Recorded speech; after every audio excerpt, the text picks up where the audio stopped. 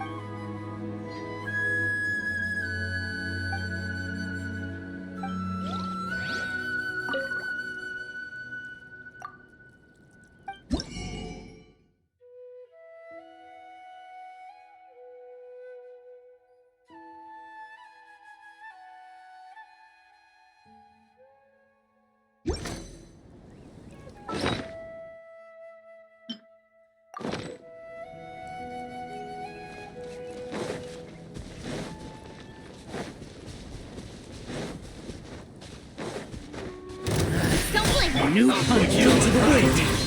Cut to the chase. Speed of light. Hey! Ha!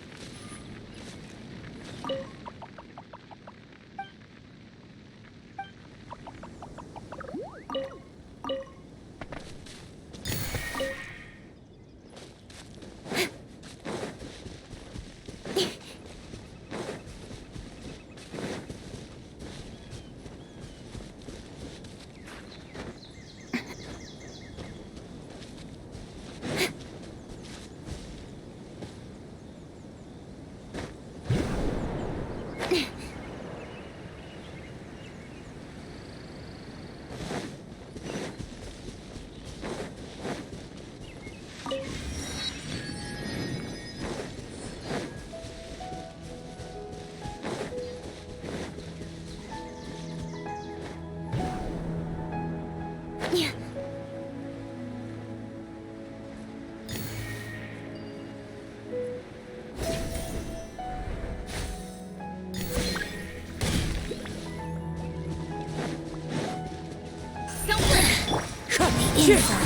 Hey!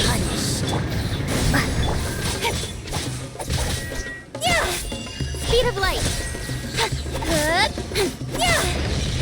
This body belongs to ice and snow.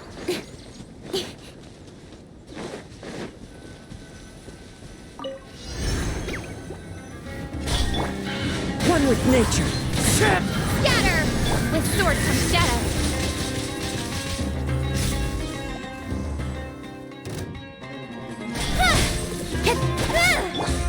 The wind knows me.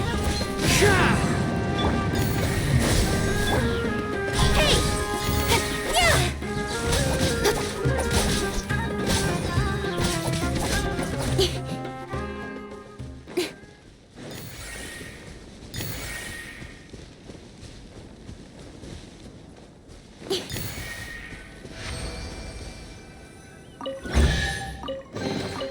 That's everything. On to the next.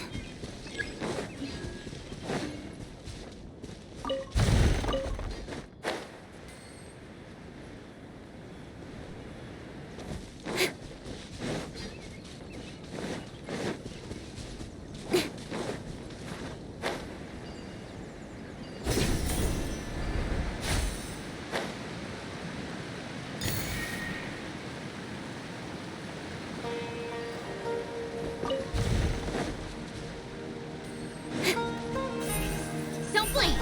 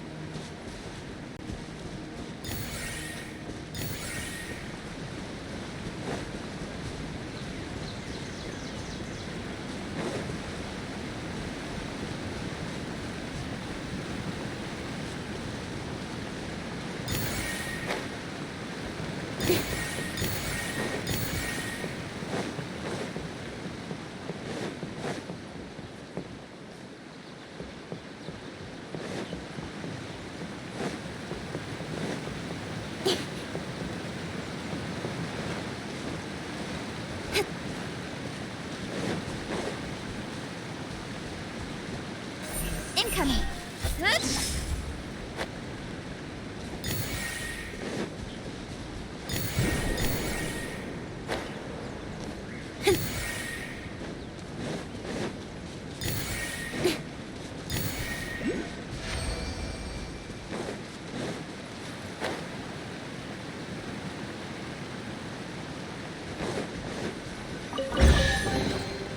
That's everything. On to the next.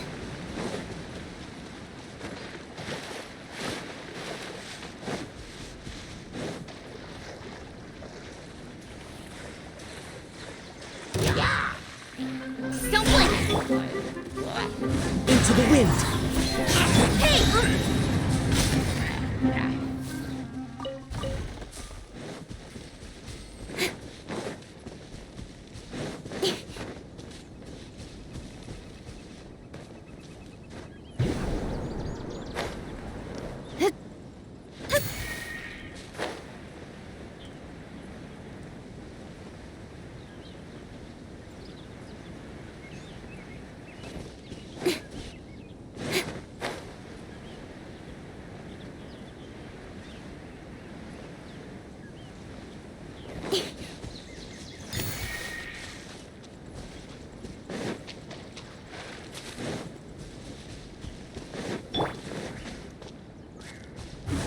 with nature.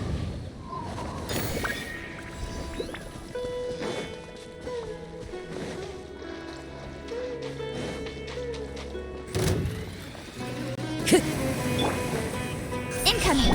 Wind strike. Yeah! Ha!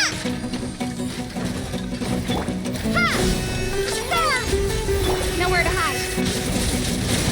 Don't blink. Ah! Ah!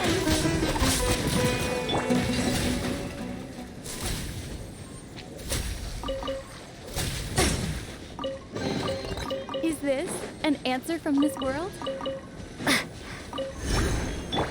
Speed of light. The wind knows me. Scatter.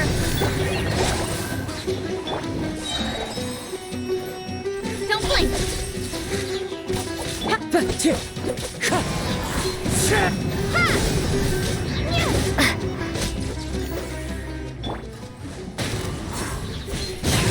Cut to the chase. Incoming. Scatter. Exterminate. Go. Ha. Ha. Ha. Ha.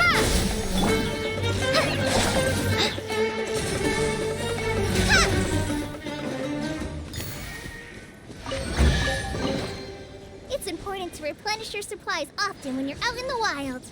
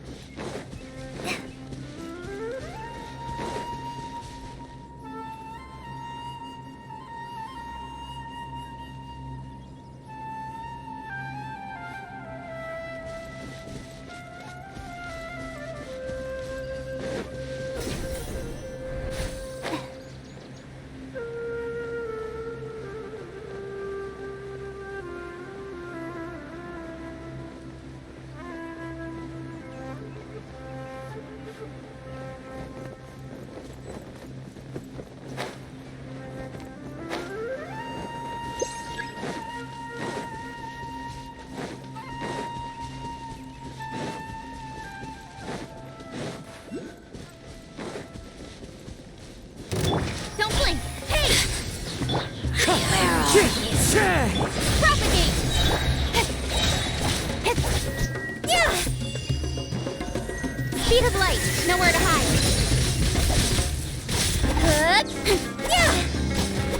This body belongs to ice and snow.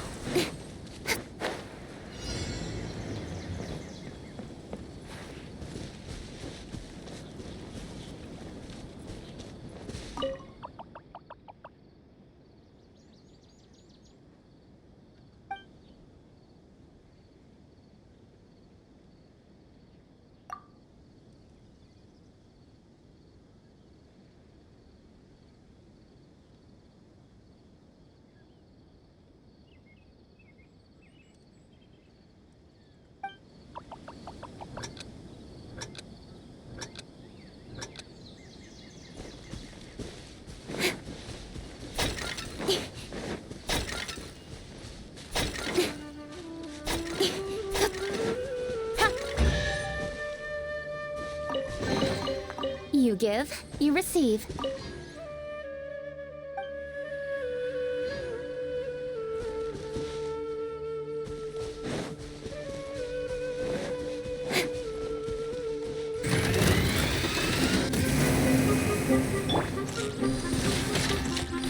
Yeah!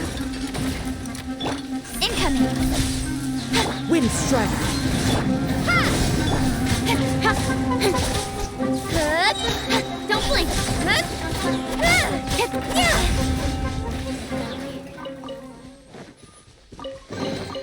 Not bad, as far as treasure is concerned.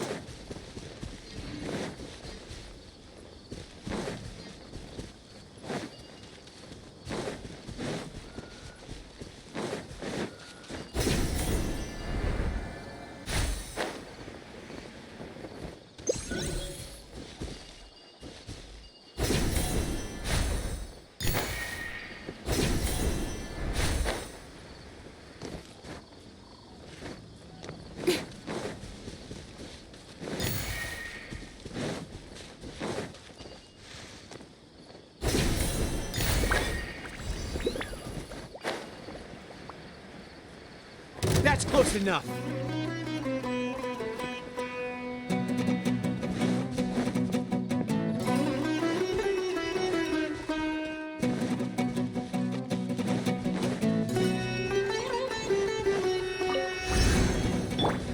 Into the wind.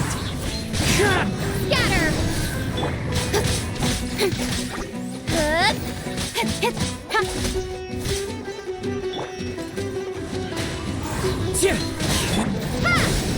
With sword from shadow. Incoming.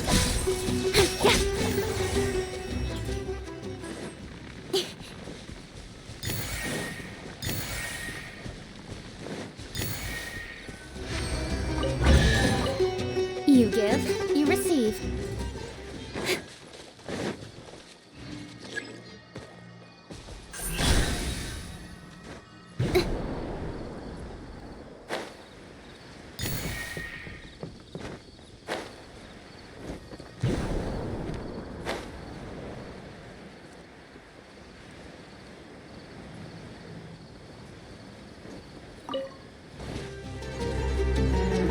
Don't blink!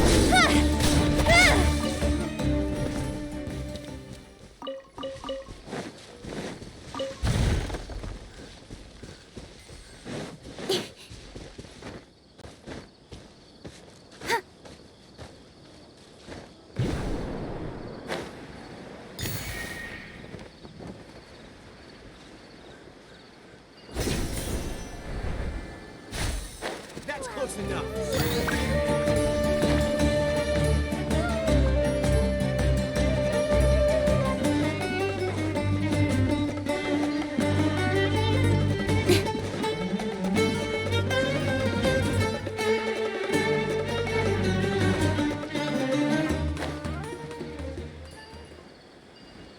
That's close enough. Jungle.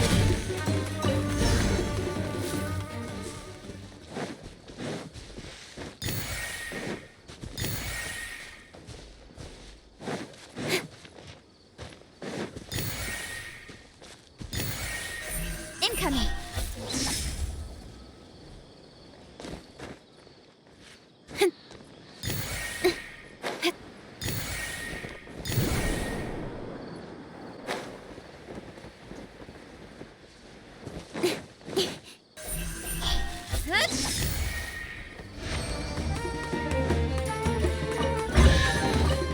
You give, you don't blink. Propagate. Now it's testing my patience.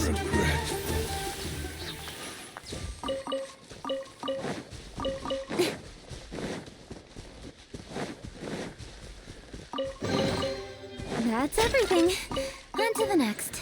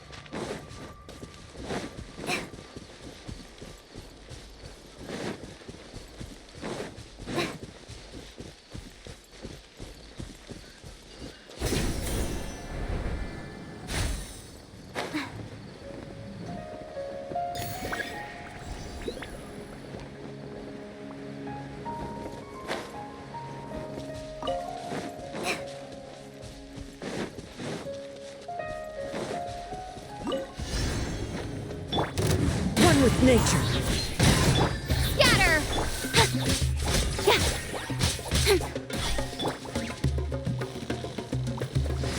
The wind knows me. Nowhere to hide.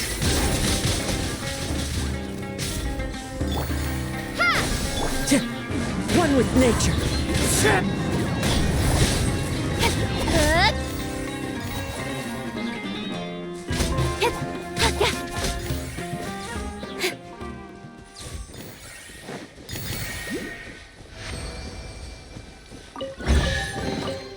That's everything. On to the next.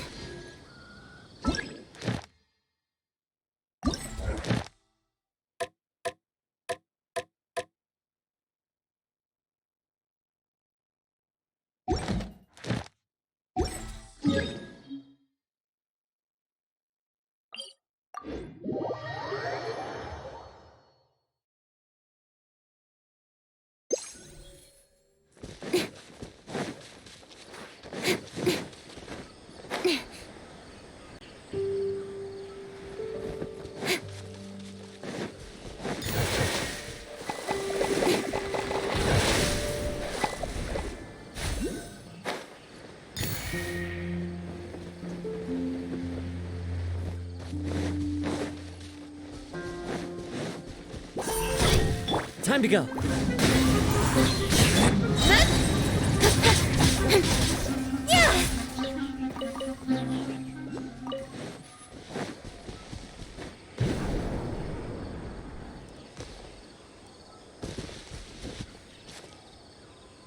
Incoming!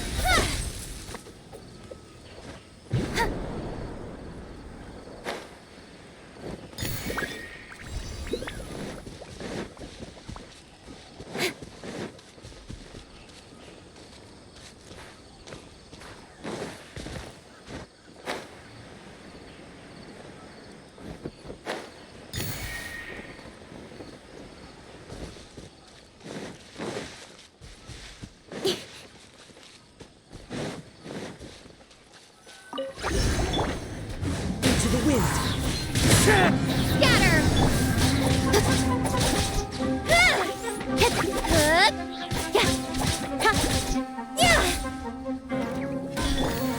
The wind knows me.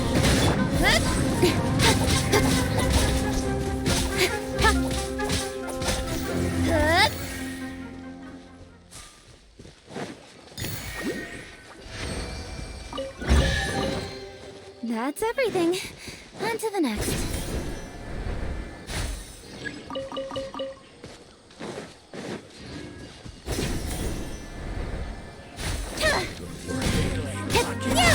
Come on, coward.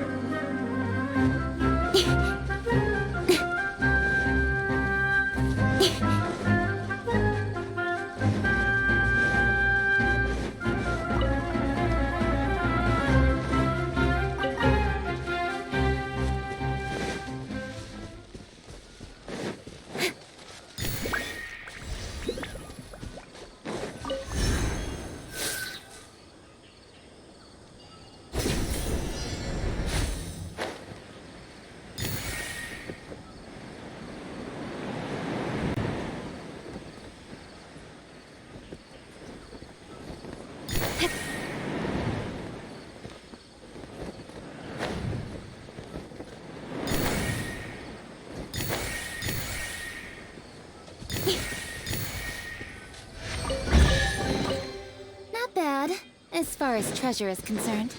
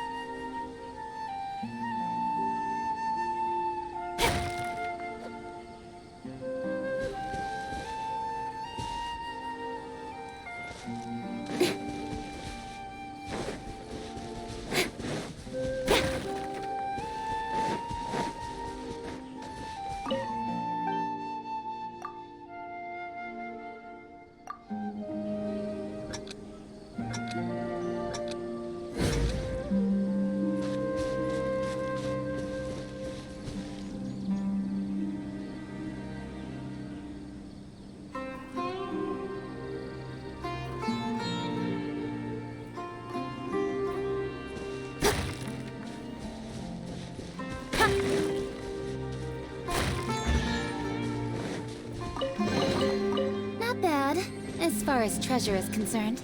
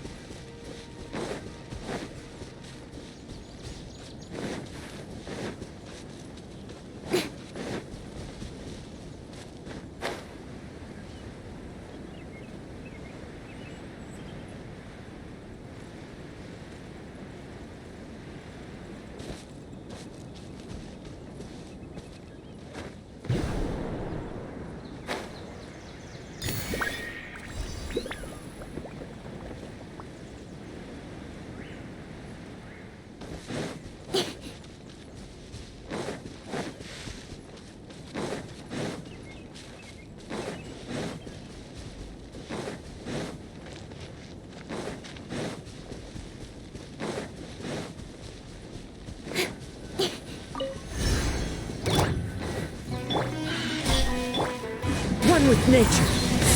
Propagate!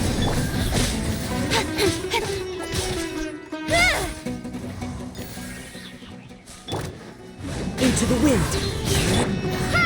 Spring forth! Hi! Just like we rehearsed!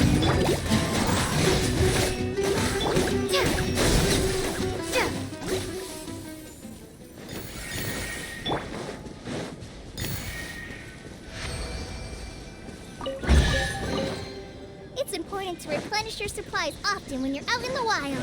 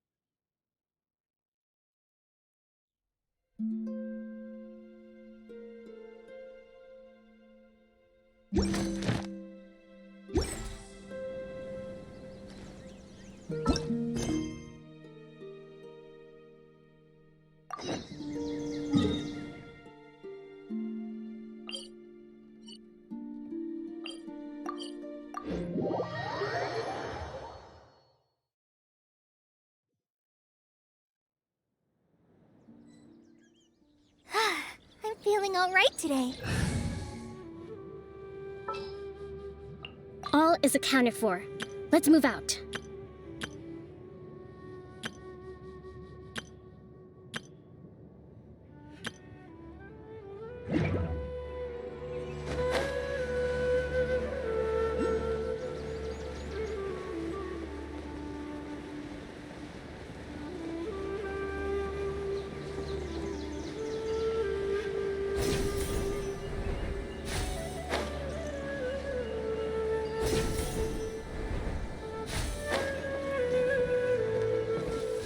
Marching in the rain conceals the sound of our arrival.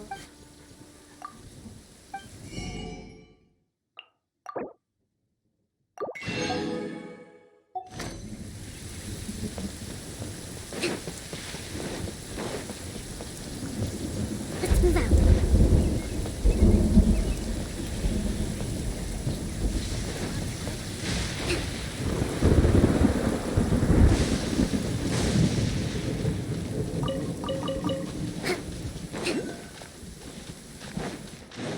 Such fortunate weather. Care for a walk?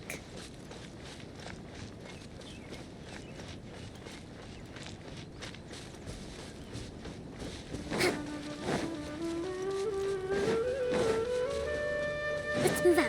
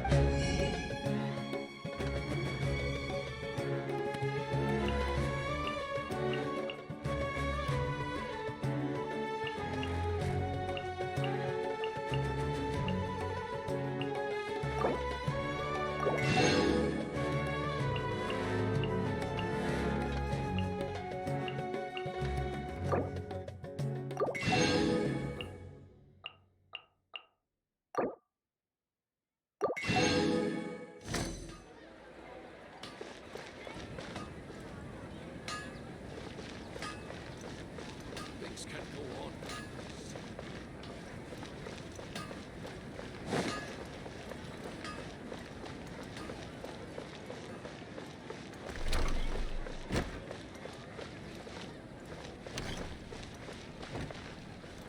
I've got great food and great drinks that everyone... There she is! Dinyarzad! We're back! Just as promised, Traveler and Paimon. I'm so glad that you two came back to celebrate Lesser Lord Kusanali's birthday. Indeed. The festival's tomorrow. We've been preparing for so long that I can't help but feel a little nervous. There's no need to be nervous. Paimon's sure that Lesser Lord Kusanali will feel everyone's gratitude. Thanks, Paimon. I hope that everyone who comes to the festival will also have a good time. Speaking of which, did you manage to make your way to Port Ormos? Discover anything over there? Of course we went. A lot of things happened there. I see. Sounds like you two had another exciting adventure. If there is another chance, I would love to join. My lady, if you went to Port Ormos in your current state, we'd both be in for a lifetime of trouble.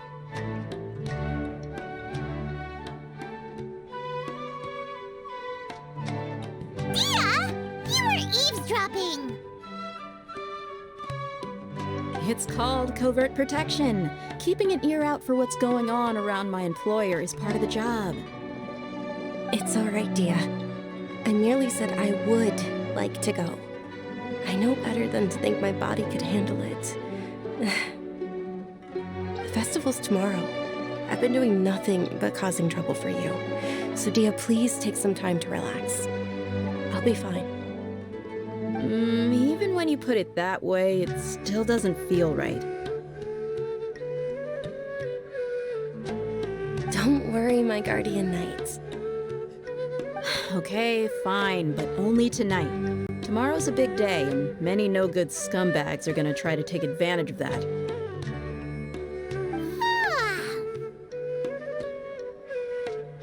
Oh, you two must be exhausted from your long journey back to the city. My apologies for not realizing this sooner. I've already prepared a room for you to rest. Please follow me. Whoa, you're so thoughtful. Paimon's so ready.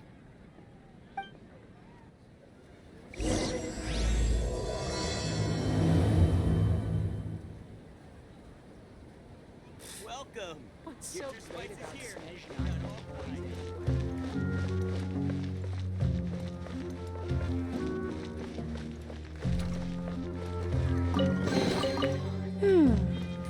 So this is the thrill of adventure.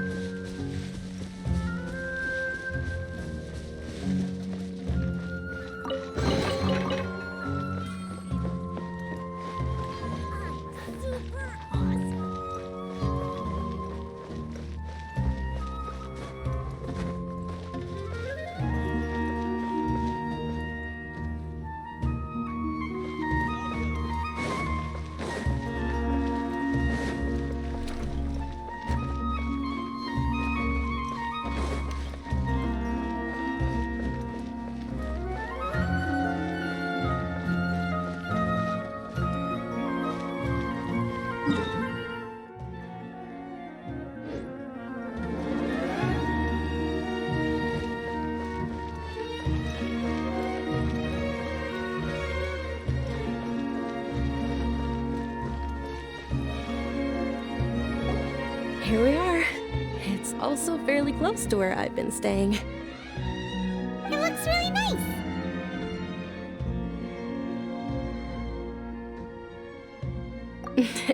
Not at all. Just tell me more about your adventures when you next get the chance. That's Paimon's specialty. Paimon can tell you stories next time.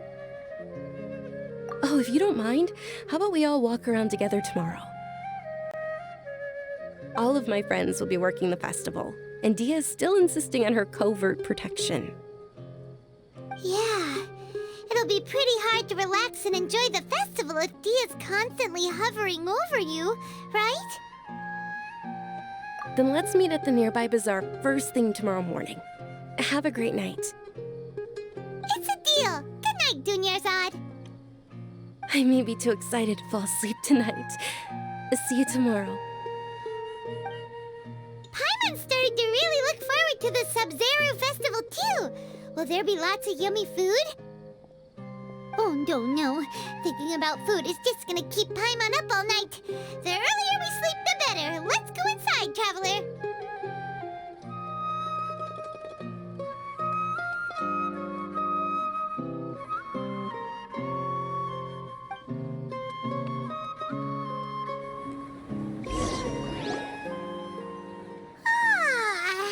Did we oversleep?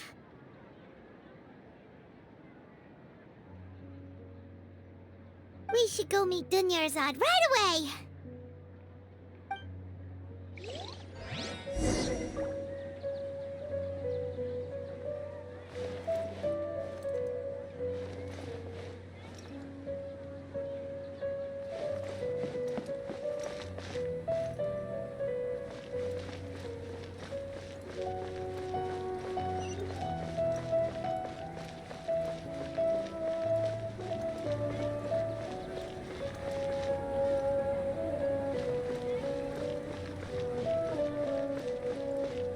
Let's move out.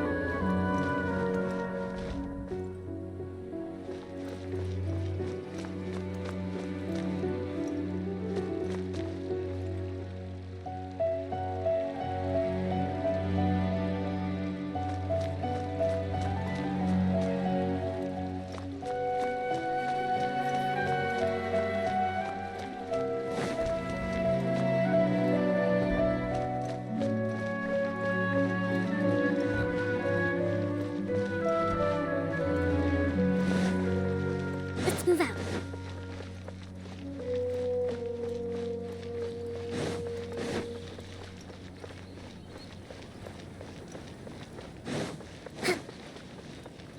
Let's move out.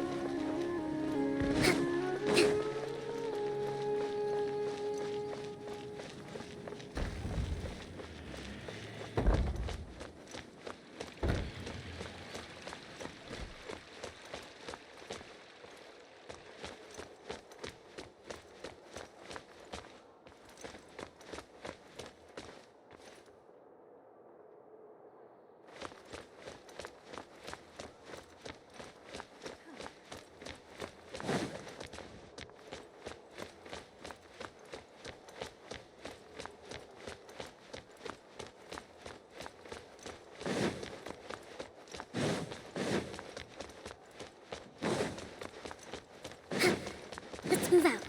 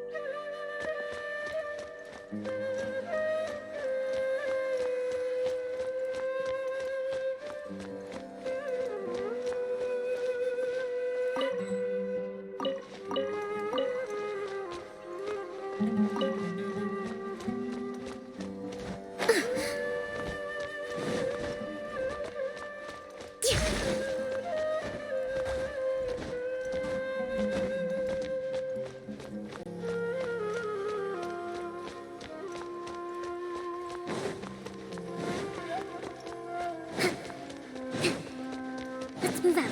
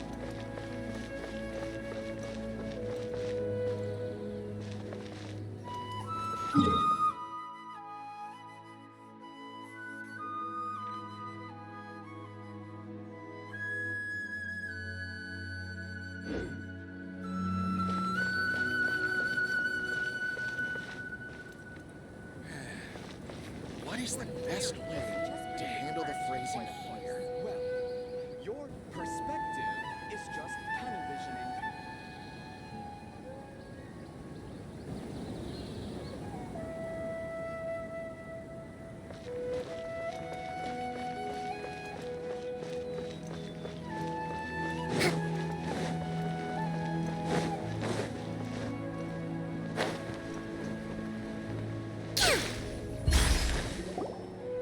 Traveler, Paimon, I've been waiting for you two. Good morning, Dunyarzad. We must have overslept a little bit. Not at all. I arrived early. Today is finally here. I must cherish every moment as if it were gold. You've worked so hard for this day. You gotta enjoy it to the fullest. You know it. It's just that, as expected, I had some trouble falling asleep last night. I'm hoping my body won't be too much of an issue today. Well, shall we? Let's start with the stalls over there. Many vendors came out of the blue to support the event, and they insisted on covering costs themselves. Let's go give them some business. They paid for everything out of pocket? Oh, sounds like they're not in this just for the Mora. They all said that contributing to a lively festival atmosphere is more important than money. Especially since we don't often get to celebrate Lesser Lord Kusanali's birthday. Ooh, they're selling food over that way! Let's go take a look! This is a stall offering foods from the Haft Mewa feast. Oh, you could tell straight away. I thought most people nowadays wouldn't know. Mushrooms, flowers, and all kind of fruit. It's all vegetarian stuff. Oh, Paimon's a little disappointed. So, what's the Mewa feast you mentioned just now? It's another Sub-Zero's festival tradition. People used to set their tables with 7 different foods. Generally speaking, the most common selections are foods like Rikushima mushrooms, lunar lotuses, Sumeru roses, sunsettias, kapulatas, hara fruits, and zaytun peaches. So, the Sub-Zero festival is a vegetarian holiday? You don't have to be a vegetarian to enjoy the spread. We just use the 7 foods to symbolize the 7 virtues of the Dendro Archon. Wait, but if that's the case, if Sumeru uses vegetarian food to represent the Dendro Archon, then wouldn't the Pyro Archon's festival be full of food like roasted fowl, juicy meatballs, grilled steak? Oh, Traveler, we have to go to Natlon as soon as possible! I hope your wish comes true one day, Paimon. Thanks! Alright, how about we also check out some of these other stalls?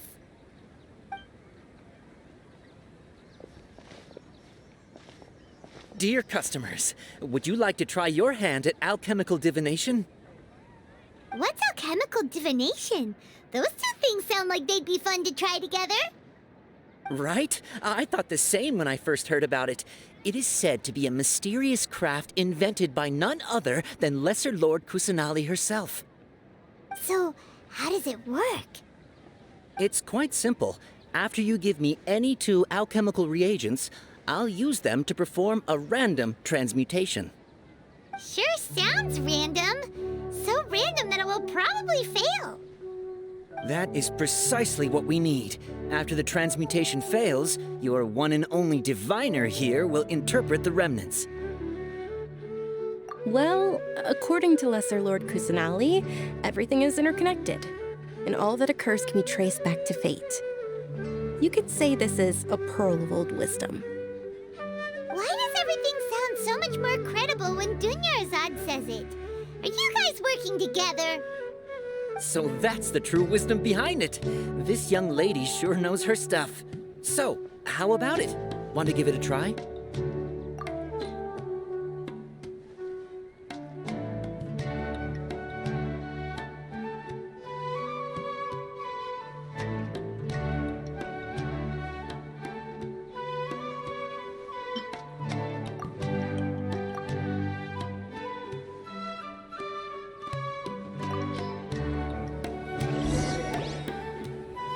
Okay, one moment. It's the moon. Paimon wants to take a look too! Is it? It looks more like a pie that Paimon bit into. Generally speaking, the moon signifies... It means... Wait a moment. Is he really looking it up in a book? Oh, I remember now. It means illusions and lies. Illusions and lies? That sounds rather ominous. Yes, but this book says that if you trust your intuition and overcome your fears, the sun will surely rise. He's not even trying to hide his book anymore. Naturally, fate will only ever show you the beginning of a journey. It is up to you to forge your own ending. Oh, thank you so much. I'll keep that in mind. Oh, it's nothing.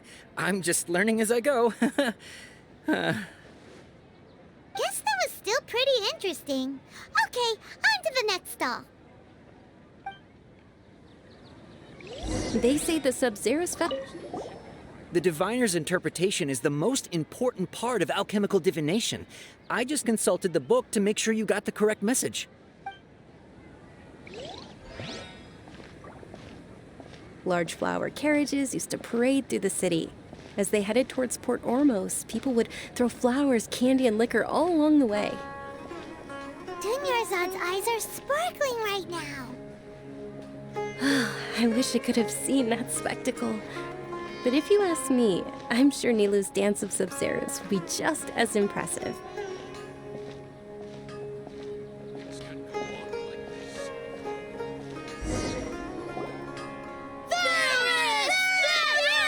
this. Attention! Soldiers, fall into formation if you want any Yalda candies.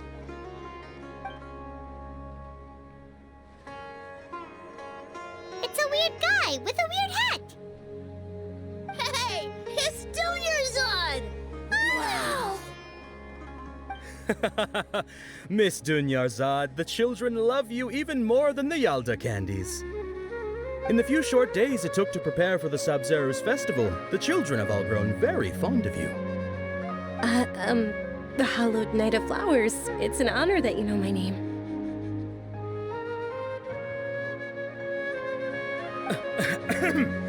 Attention! In the name of Ferris, the Knight of Flowers, I commend you on your contributions to the glorious Sub-Zero's festival. All right, little soldiers, take your Yalda candies and don't forget your loyalty to Lesser Lord Kusanali. Dismissed! Yes, Knight Ferris! Just what is going on here? Ferris, the Knight of Flowers, is another Sub-Zero's festival icon, and one immensely popular with children. In the past, the actor portraying Ferris would also sit on a flower carriage. It's all thanks to Miss Dunyarzad's sponsorship that the children can make such wonderful memories today. As are we to you, Vihar. Oh, not at all. Oh, speaking of tradition, do you want some Yalda candies? They're a festival staple, and I happen to have some boxes readied here. Take a look and pick whichever one you want. Whichever one. Don't these boxes all look the same? That is the fun part. Each box contains a random flavor. It's up to the luck of the draw. Flavors include lavender melon, hara fruit, sunsetia. Ooh, those all sound pretty good. And there's also lizard tail and oni kabuto.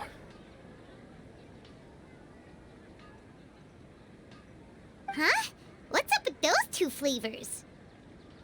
Oni Kabuto is a little spicier than Lizard Tail. Dunyarzad, you tried them before? Traveler, help Paimon pick one. Paimon wants the Sunsetia flavor. It's all right. Paimon believes in you. I also believe in your intuition. Great! These boxes of candy are numbered 1 to 5 from left to right. Which one do you want?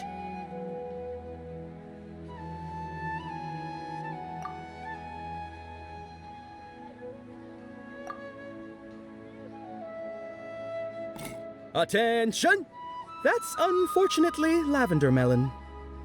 Oh, Paimon thought you survived so many epic battles because you had incredible luck.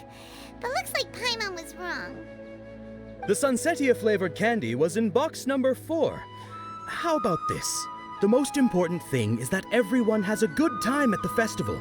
So please, take both boxes. Really? Thanks a lot, Knight of Candies. It's Night of Flowers, not Night of Candies. Paimon really wilted the carriageless Knight of Flowers. They all basically sound the same. We got our candy, so let's keep going. Oh, actually, I just remembered that I left something behind.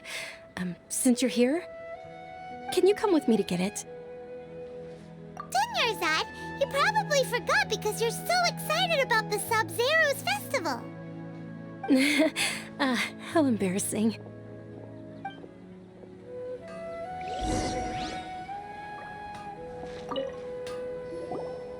Attention, young soldiers! Are you here to join our ranks?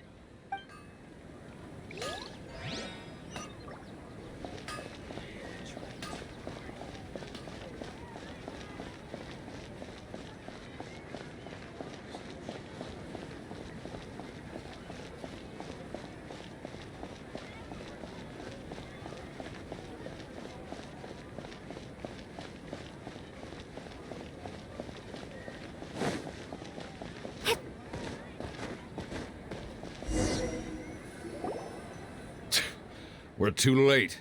Who knew the little lady was such an early riser? I know, right? Hey, wait a minute. Pause. Isn't that her? Oh, that most certainly is. We're in luck. She's walking right into our clutches. Those Eremites don't look like they're up to any good. Who are you? I don't believe the Homayanis hired you. That's right. We haven't received any of their mora, but I wonder how much the Humayanis would shell out to get you back. They're a gang of kidnappers! Traveler, hurry and protect Dunyarzad! Hey, did you scumbags even consider that the Homayanis might have hired a merc that outclasses you? You're Dia! Dia the Flame Mane! No wonder we mercs haven't heard anything about you for so long. You sold your unruly mane to the highest bidder. Don't speak so disrespectfully. My family started working with her as gratitude for her past kindness to us. Don't worry about it, my lady. Just some friendly banter between mercs. One punch and those rabid dogs will expose themselves for what they really are. Aren't your claws all dough by now? Don't get too cocky!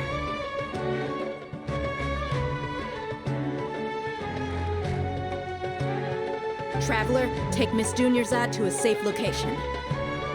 No! We're gonna stay and help! There's too many of them!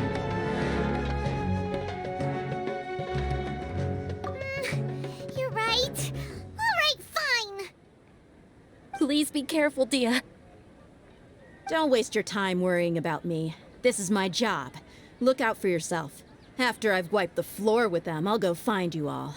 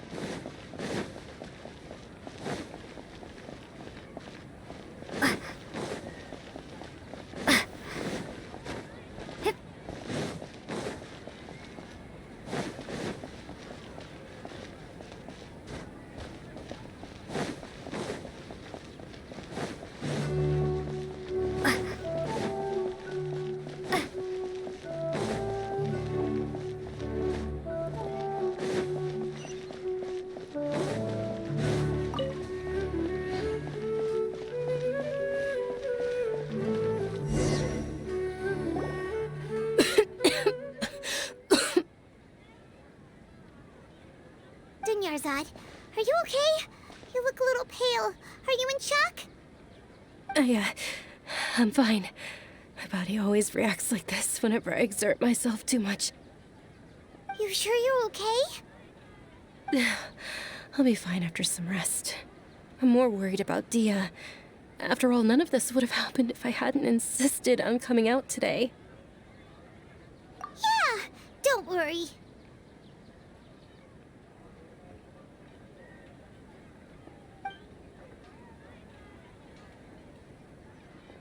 My lady, Traveler, found ya. Dia! You took care of them so fast! Any more of them? Or rather, did anyone follow you? Dia, your arm! Oh, this? I'm fine. It's just a scratch. Normally they wouldn't have been able to land a hit on me at all, but I'm still getting used to this new greatsword. Please, let me take a closer look. Come on, it's nothing. Us mercs aren't as fragile as you think. Hold on, you said something about a new greatsword. What happened to the one you were using before? About that. Well, I sold it, because I was low on mora. Stuff like this happens every now and then. It can't be. The anonymous donation that was used for the venue's final round of preparations?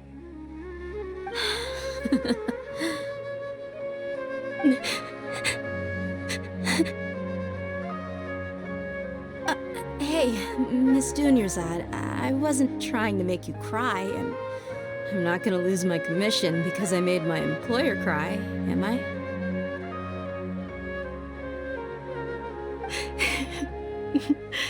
Okay, making your employer cry won't affect your commission, but selling her weapon without permission and getting hurt?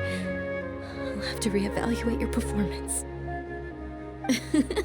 You're so unreasonable, my lady.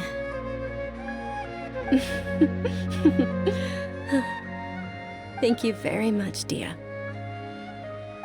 Don't be like that. I get embarrassed really easily.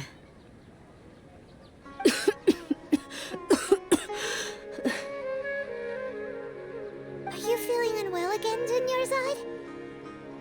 My lady, your condition. Traveler, can you take her somewhere to rest? I'll look around the area to make sure we're safe from an ambush. Truly, I'm sorry for the trouble, everyone.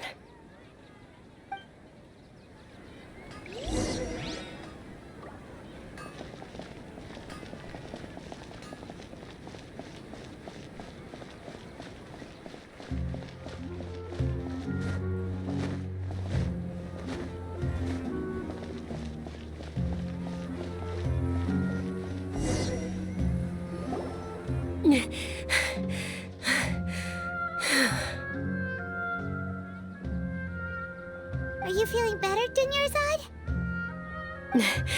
Yes, much better. Just give me a few moments and I'll be good to go. I didn't realize you were concerned about it. I guess I shouldn't continue to keep it a secret.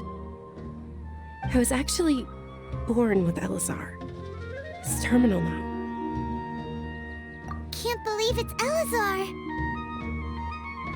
Oh, you've already heard of Elazar. In that case, you probably know about its severity. Sumeru's current medical advancements still haven't been able to find a cure.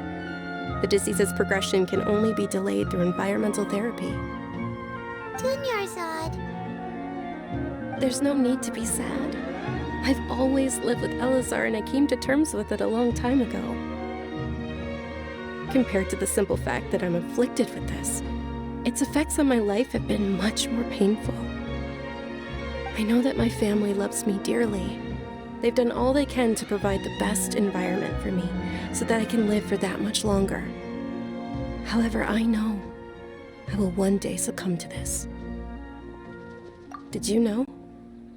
Before I ran away from home this time, the world outside of my home didn't even know that I existed. Since I was a child, all I could do was sit on my bed and stare at everything outside of my window. I'm sure my family's worried and disappointed in me for running away, but I just didn't want to have any regrets. I wanted to meet other people. To me, there's nothing more beautiful than being able to meet and speak with others. Not to mention the incredible time spent preparing for the festival, the joy on everyone's faces here, and all the support I've received from friends like Dia. This way, when my final day does arrive, it will be less sorrowful. At the very least, many people will remember that I once existed in this world, right?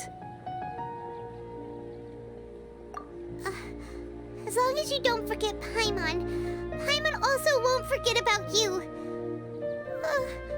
No, even if you forget Paimon, Paimon will still remember you. Thank you two so much. I apologize for the depressing conversation. This is out of character for me. To be honest, Lesser Lord Kusanali gave me the courage to do all of this. If it weren't for her encouragement, I wouldn't have taken that first step. Thanks. There will always be frustrations in life, but I know that the point of living is not to leave behind any regrets. Oh, right! Isn't it almost time? Huh? Almost time for what? Isn't the Dance of Sub-Zeros about to begin? It's the part of the festival that I've been looking forward to the most. Nilu will recreate that legendary scene with her most splendid dancing. And the Sub-Zero's festival will conclude amid everyone's applause and blessings. And with that, my wish will also... Then what are we waiting for? Let's go to the stage! Yeah, we should still make it in time.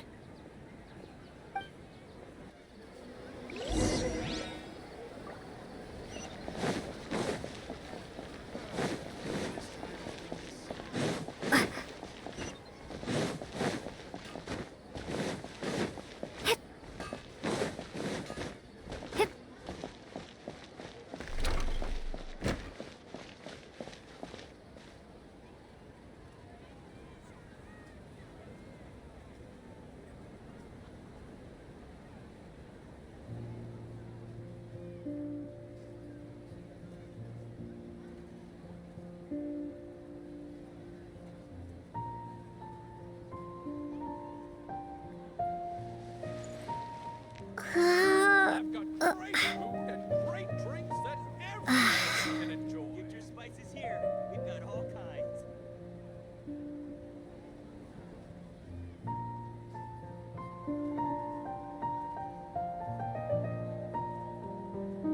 I've got great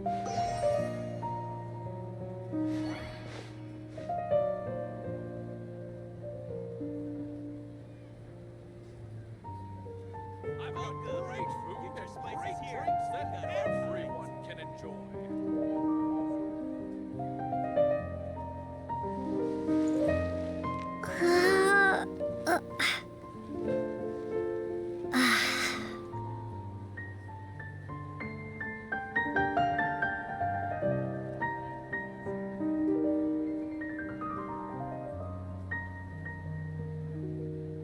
I've got great food and great drinks that everyone can enjoy. Welcome. Get your spices here. We've got all kinds.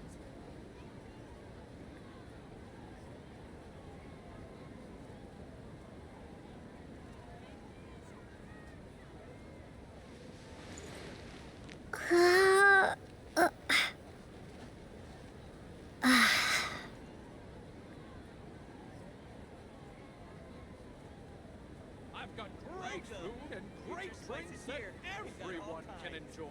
I've got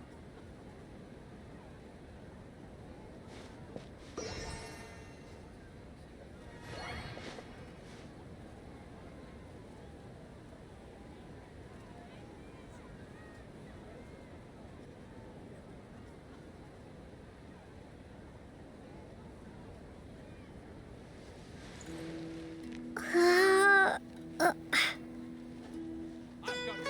and great drinks that everyone can enjoy.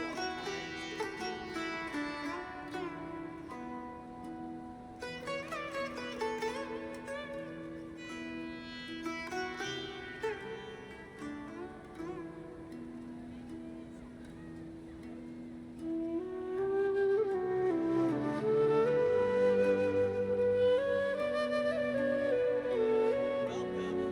Get your spices here. We've got all kinds.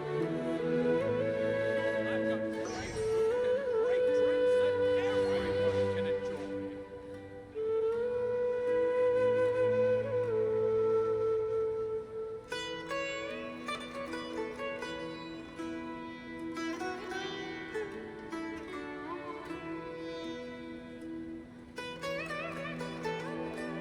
Welcome. Get your spices here. We've got all kinds. I've got great food and great drinks that everyone can enjoy.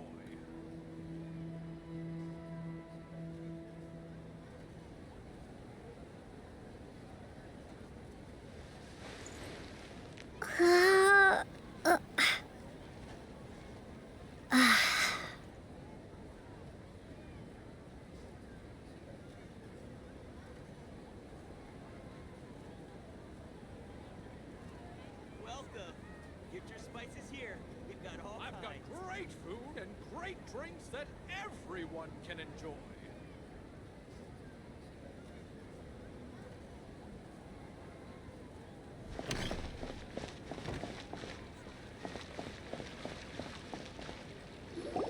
Were you not aware that the law prohibits this type of performance from taking place without prior permission? Over there! Someone's yelling at Nilu! I think I just saw the Academia's Grand Sage. Why is he here in person? But the Dance of Sub-Zerus is one of the key parts of the Sub-Zerus Festival. If we can't perform it... The Sub-Zerus Festival. The law also prohibits the private hosting of large-scale religious festivals. Only the Academia can host such an event.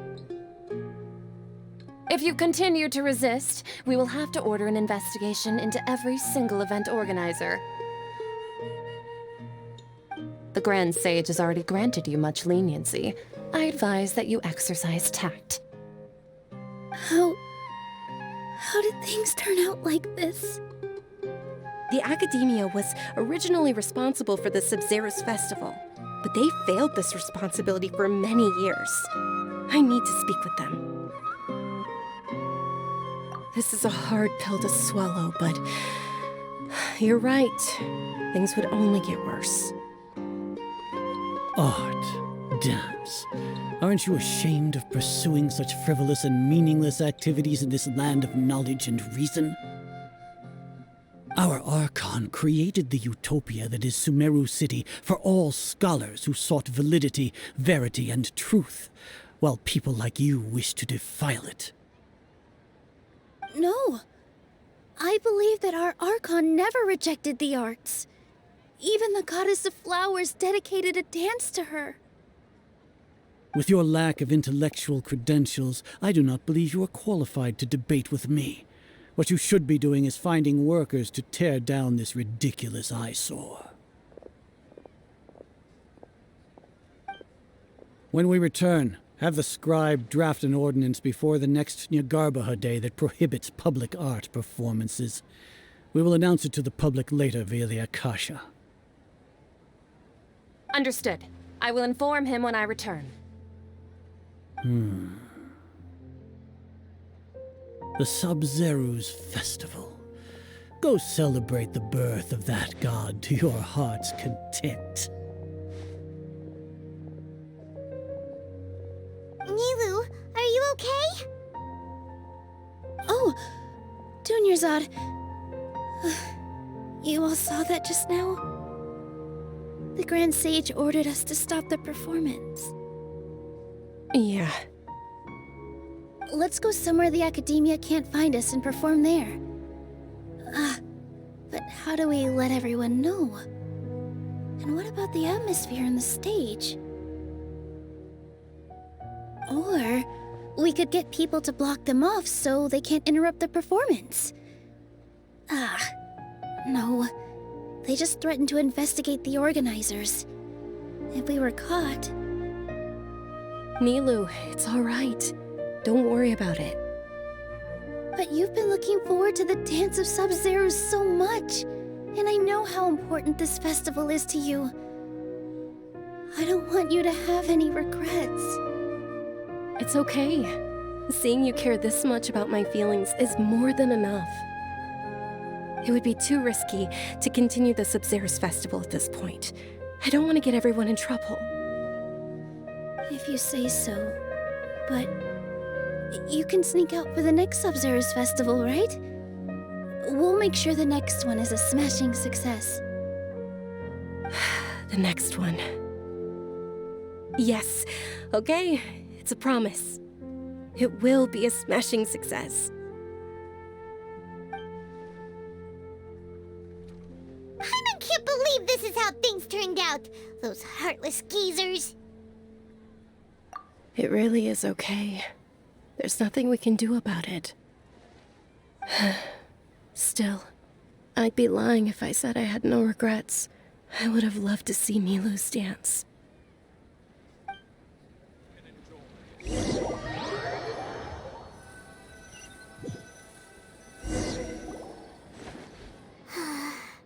A lot happened today. It's a shame the festival ended the way it did. Nilu and Dunyarzad promised to make the next Sub-Zerus festival a success, but Dunyarzad is running out of time.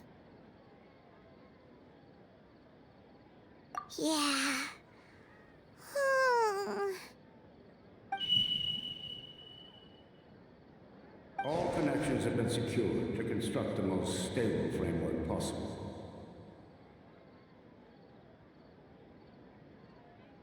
The project is entered its most critical phase. Power has begun to flow from...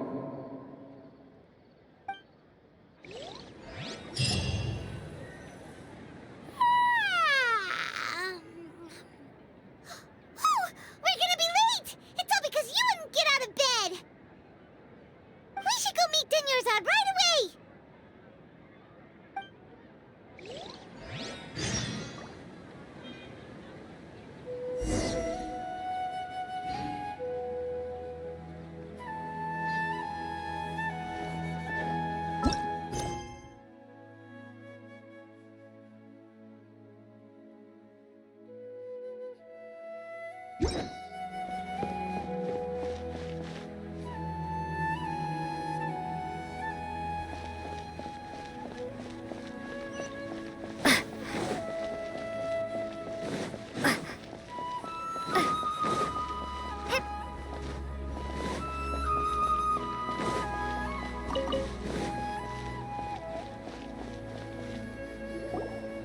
Good morning, Dinyarzad.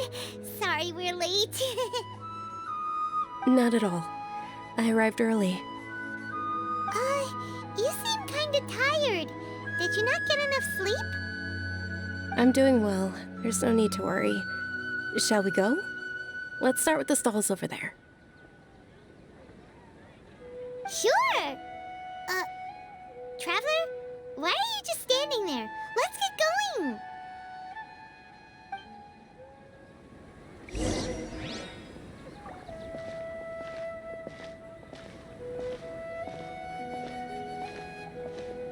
Ooh, they're selling food over that way! Let's go take a look!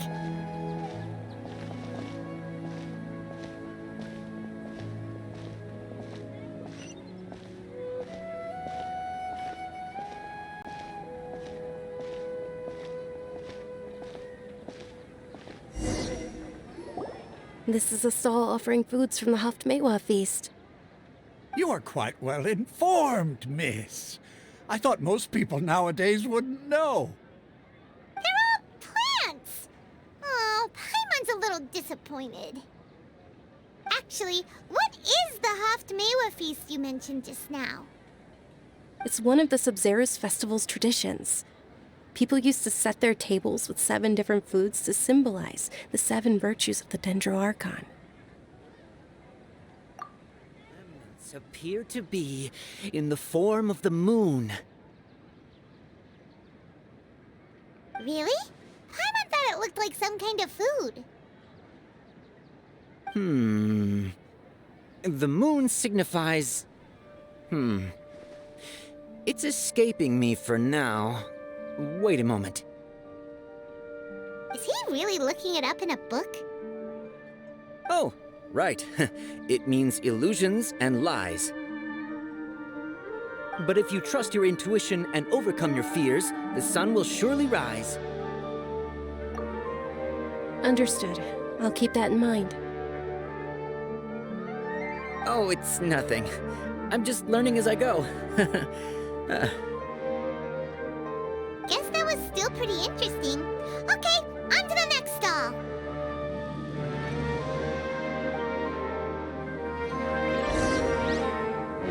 So, where to next?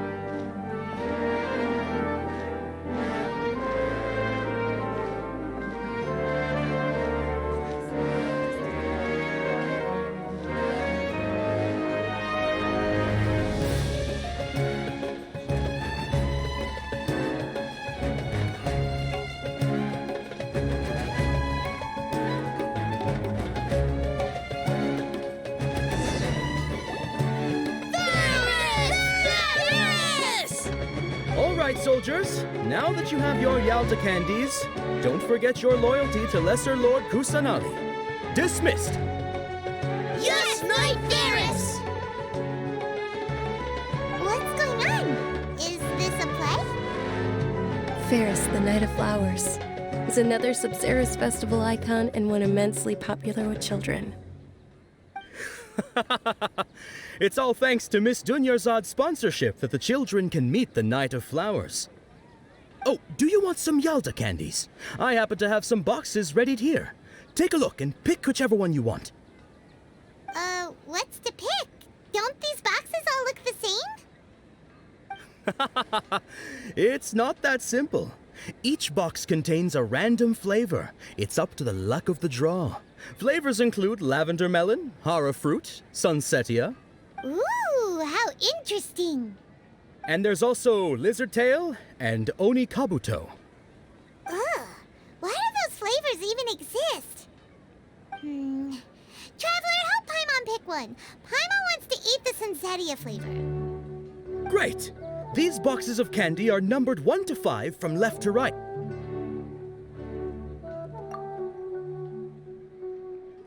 Ah, excellently chosen. Number 4 is indeed sunsetia. Ha-ha! Paimon bet you had incredible luck, and Paimon was right!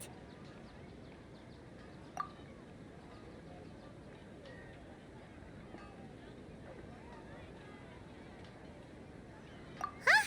How's that possible? It's obviously random. Maybe we didn't sleep very well last night. Or maybe we slept too much.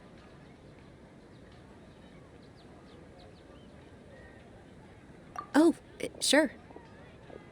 Huh? Where are you going? You're just gonna walk off like that?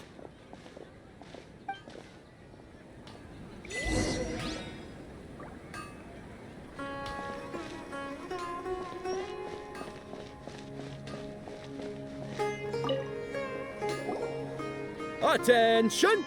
Any more requests, young soldiers?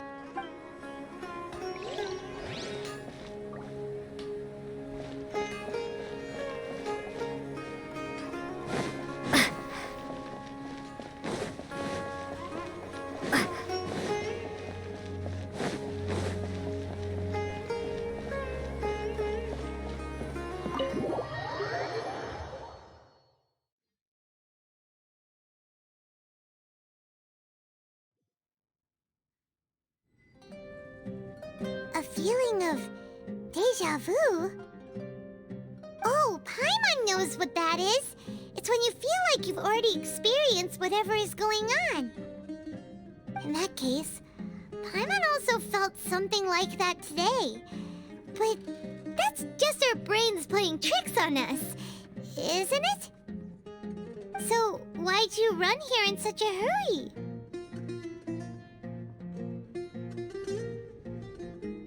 So that's it! You're intentionally doing things you usually wouldn't and seeing if you still get that same feeling of deja vu. Welcome, you two. Are you here for lunch? What would you like to eat? Got it. You don't look like you're from these parts, but I gotta say, you've got good taste. I'll give this order to the kitchen. Coconut charcoal cake? Isn't it that burned thing that didn't look tasty at all? Oh, Paimon understands what you're trying to do now. You'd never normally order something like this.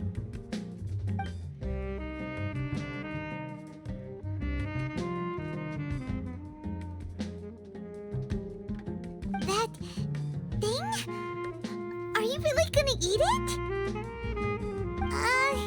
Isn't this going a bit too far?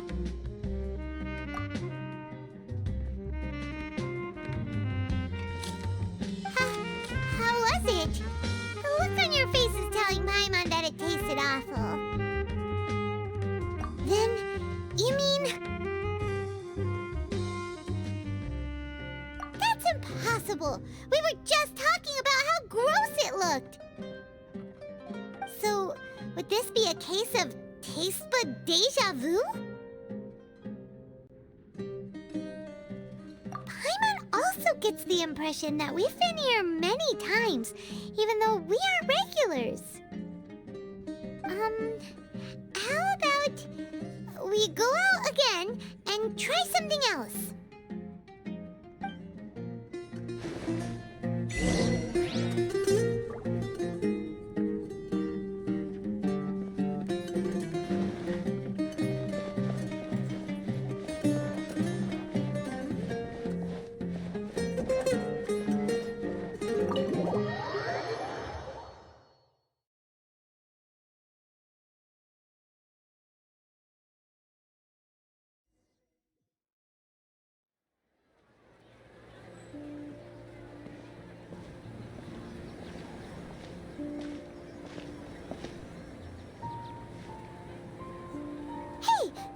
noticed sitting by yourself on that bench over there.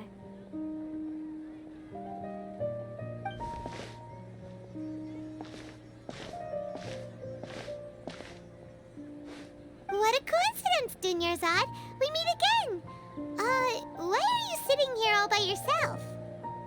Oh, I ran into some kidnappers just now, but thankfully Dia came to my rescue. I started to feel unwell after that, so I sat down here. Kidnappers? Oh my goodness, are you hurt? I'm okay.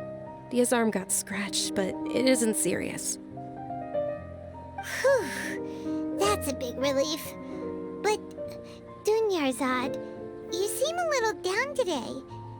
It's the Sub-Zero's festival, and you've been looking forward to it so much! Not at all. I've always been like this. Excessive physical exertion or strong emotions tend to aggravate my illness. Besides, no matter how amazing today may be, it is but a single day. After however many more days, my time will come to an end. Paimon doesn't quite follow you, and Paimon feels like something's really got you down right now. It really is fine. I don't mind.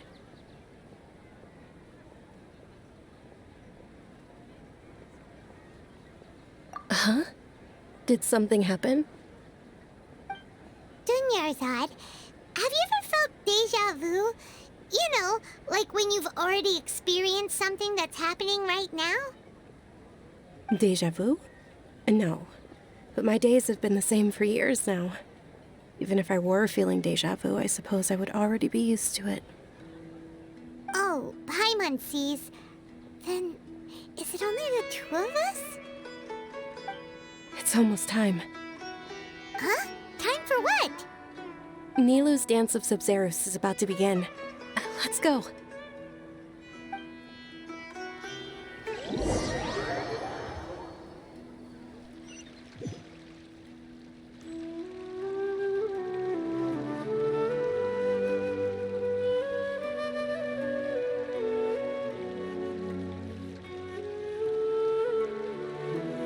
With your lack of intellectual credentials, I do not believe you are qualified to debate with me.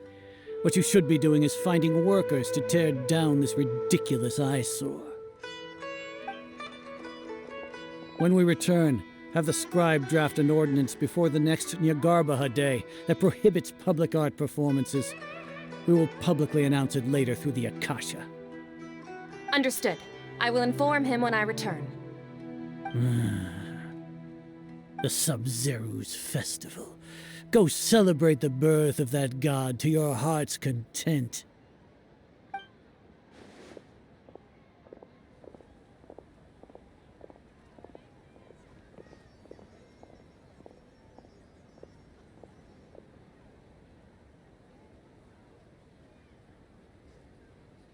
Nilou, are you okay?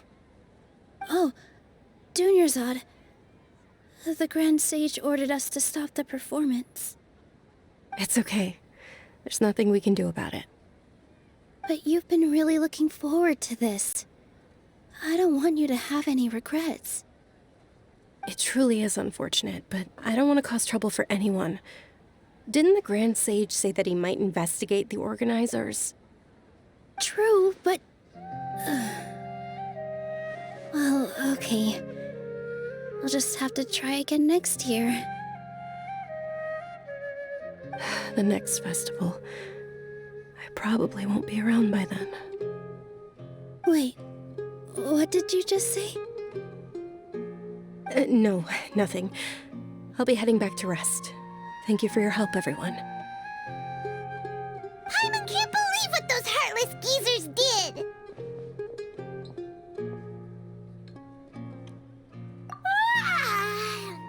Did Dunyarzad already go back? We should also return and get some sleep.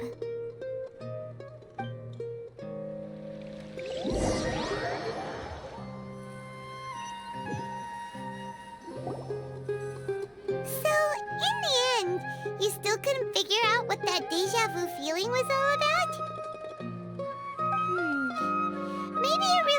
because of exhaustion. Same here.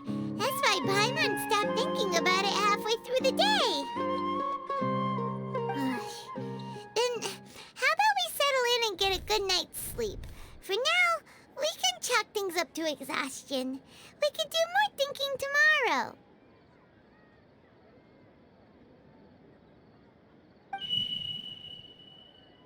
Observing a modest drop in the output of jnana energy, but values still remain within normal parameters. Continue to monitor for variances in the data and find the cause as soon as possible.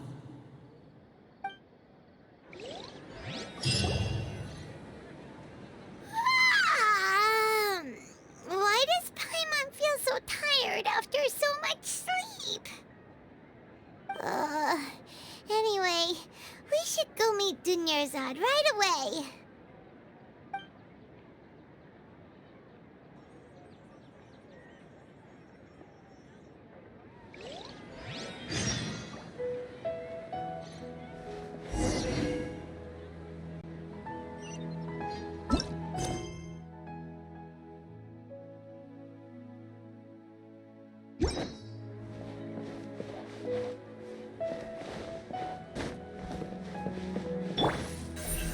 Speed of light!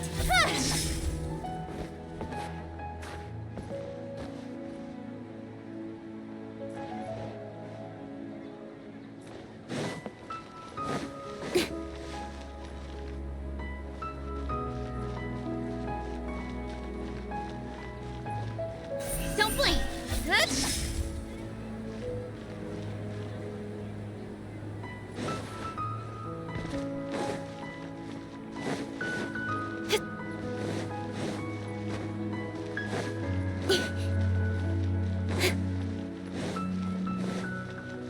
Incoming! Good morning, Dunyarzad. Sorry to keep you waiting. Not at all. I arrived early. Huh? Paimon thinks you sound kinda tired. Did you not get enough sleep? I'm doing well. There's no need to worry. Shall we go? Let's start with the stalls over there. Great idea! Let's get going! Traveler?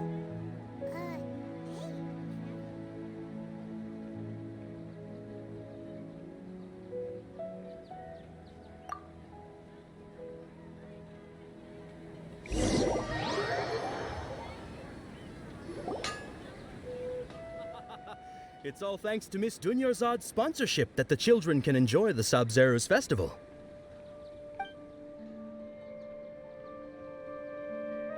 Oh, are you interested in Yalda candies? I have some boxes of candy here. Pick whichever one you want. Not much of a choice.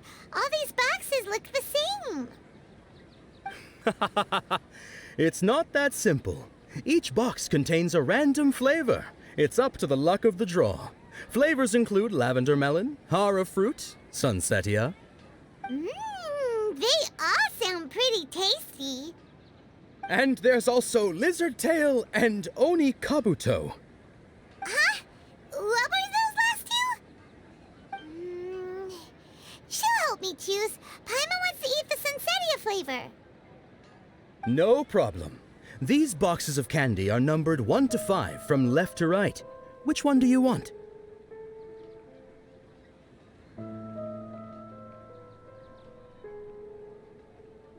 Oh, I like your confidence. No hesitation at all. Oh, congratulations! Number 4 is indeed sunsetia.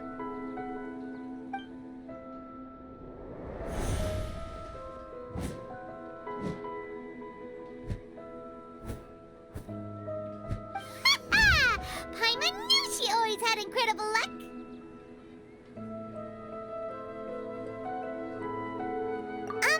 Paimon's not really interested in the other flavors. Wait. How did you know? Don't tell me that you already knew which flavor was in each box. What? She was right about all of them? That couldn't have been luck. How is this possible? I packed all those boxes this morning, and they've been sealed ever since. You couldn't have known beforehand. Mind reading? X-ray vision? Or some kind of magic trick? This is way too freaky. Tell us what's going on! Since when did you get superpowers? Traveler?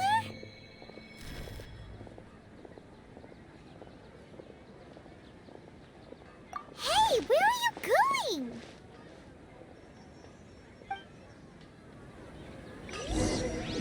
What's going on? Did you see something? Us leaving Dunyarzad without letting her know is kinda rude, you know.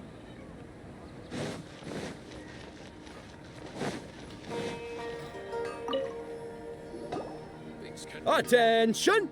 Any more requests, young soldiers?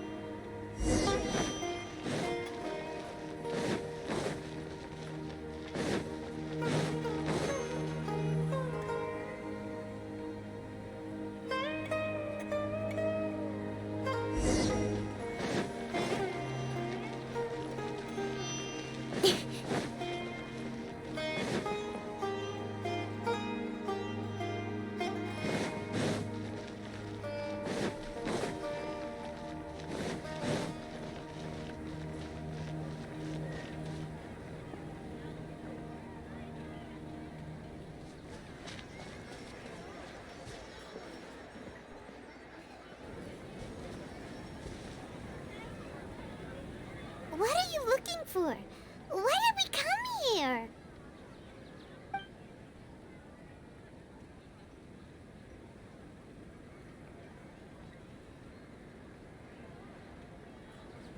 Traveler?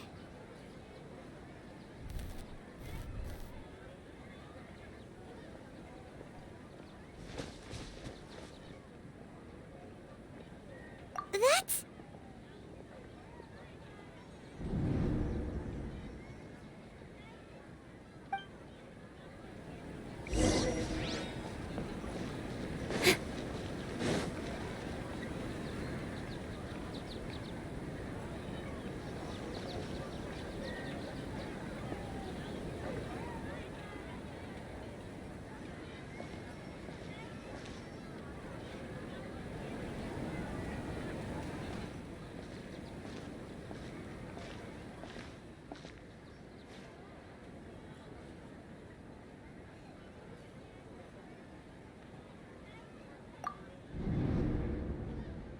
Look! That's... Isn't that Dunyarzad? What's happening here? Why are there two Dunyarzads? You already know that this isn't your first Sub-Zero's festival, don't you? I'm sure you already know how to use this. A knowledge capsule? Where did you get it? What's inside? You should use it too, Paimon. You know Paimon?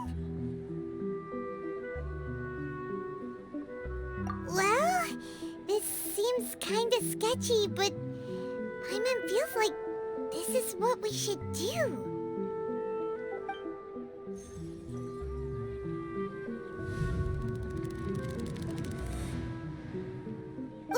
What the? This is our 20th time at the Sub-Zero's festival? Huh? No. The 30th? 40th? Just how many times have we been to the Sub-Zero's festival? Have we been trapped in a single day? If it weren't for you, we wouldn't have even realized.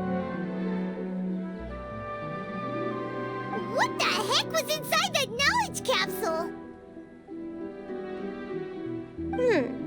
Your memories are still scrambled? Try your best to remember. This isn't the first time we've met.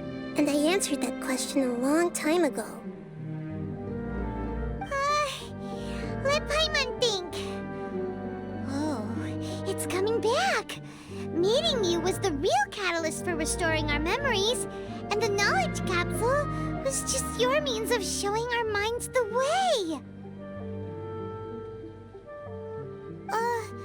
What about everyone else?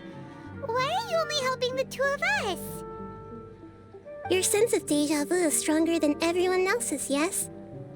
As for an explanation, you two received the blessing of Dendro, and you also have special, sensitive constitutions. It was as if a single sheet of paper was separating those memories from your consciousness.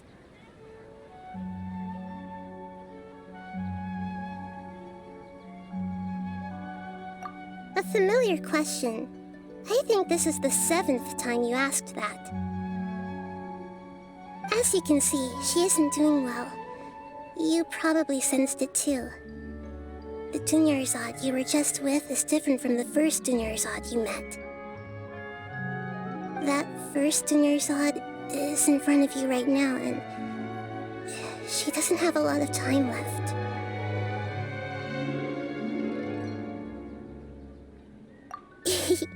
Looks like you're almost done sorting out your brain.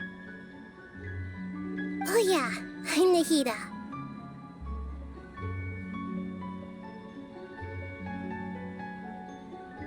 Good, you passed the test. What's happening? You can awaken our memories, and you seem like you know what's going on. Oh, wait, please don't tell Paimon even you don't know. Everything in this world runs in a loop. This cycle is called the samsara. You, me, and everyone else are all stuck inside the one-day samsara. As for the truth, that's on you to find out. If you were told the truth instead of discovering it yourselves, it would literally blow your minds. I don't know how you'd be after that. I can only give you surface-level help, like bits of information and subtle hints. For the rest of the time, I'll be doing all I can to slow down Dunyarzad's illness. She looks like she isn't doing well at all. Her illness gets worse after each Sub-Zero's festival. If we can break out of the samsara, I might be able to save her. But as things are right now, she's just a small bird in the sky that's about to lose its last feathers. All I can do is raise a gale to delay her fall. You sure love to use weird analogies. Analogies are wonderful tools. They let you use existing knowledge to understand unfamiliar things. Okay, so, with what you know so far, what do you think the truth is?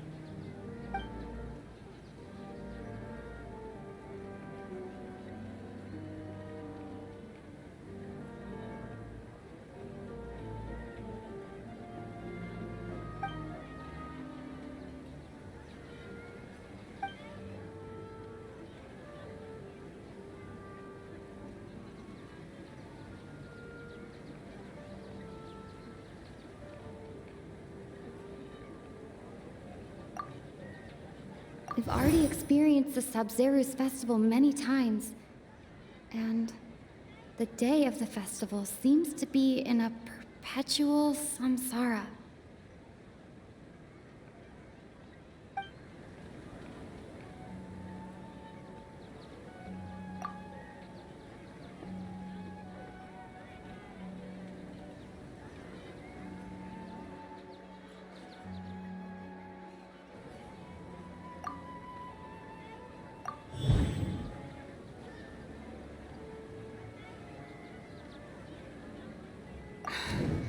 That should be it. The flow of time is endlessly cycling within one single day.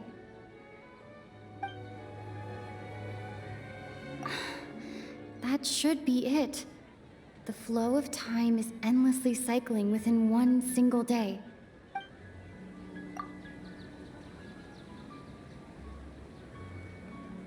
My mind feels exhausted even though I haven't done too much thinking. What is going on?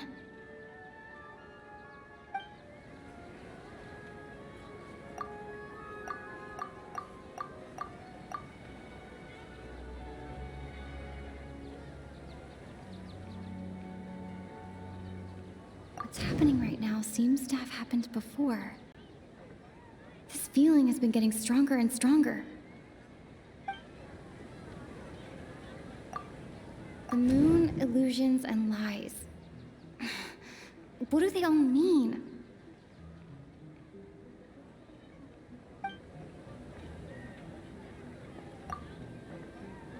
Grand Sage said, "Go celebrate the birth of that god to your heart's content." Did he mean something more?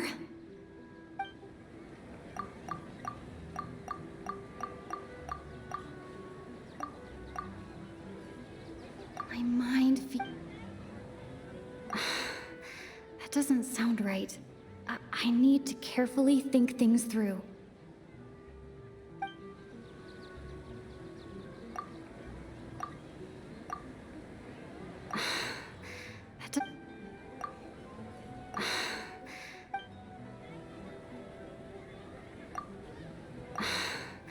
That doesn't...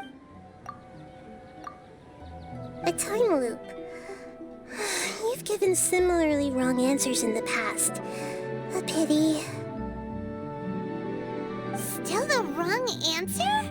Paimon thought that made a lot of sense. It feels like time's just repeating itself. A simple time loop can't explain some of the phenomena. You two are still missing a lot of information. Unfortunately, I can't give you any more hints.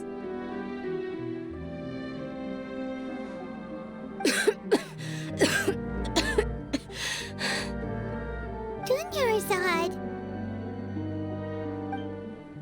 The Sub-Zero's festival is happening every day, but that doesn't mean we can waste an infinite amount of them. Hurry and find the truth before today's festival ends.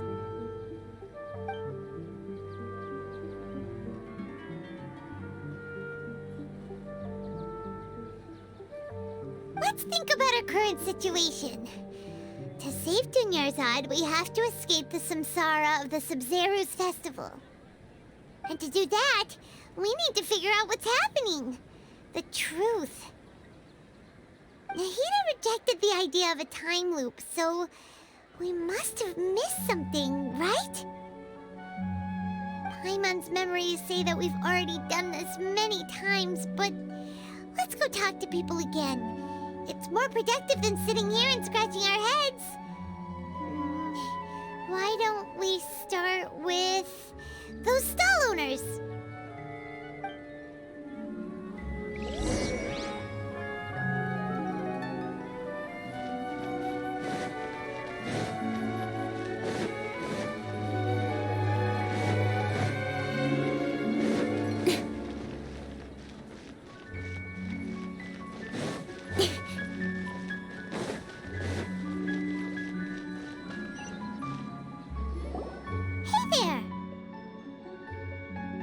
Hey, it's you guys again. Where's your cultured friend? She's feeling a little unwell. I see. Did you come back to buy something? I guarantee the freshness of my products. I harvested them from the forest just yesterday. Huh? What brought this about?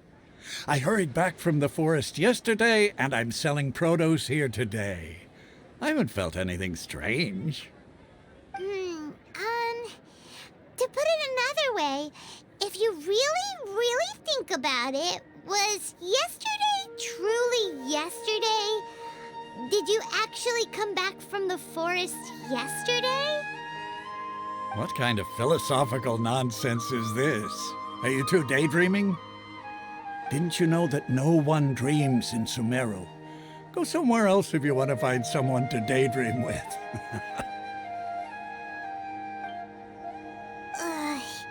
He actually has a point. Is this a dream? Is everyone dreaming? True. It's so weird that people here don't dream. Why is that? Anyway, if this all really were just a dream, we would have woken up a long time ago. Let's keep asking around.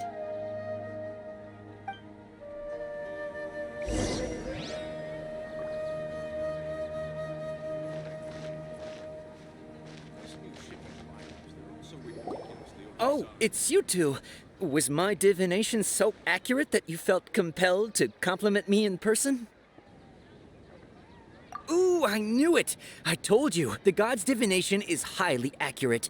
You just hadn't fully understood its significance yet. You're really excited about this, huh? That's exactly why we came back. Help us better understand it. Help you better understand it? Well, that isn't exactly what I excel at. So, you're admitting that you don't have a clue? Anyway, what kind of situation did you get into?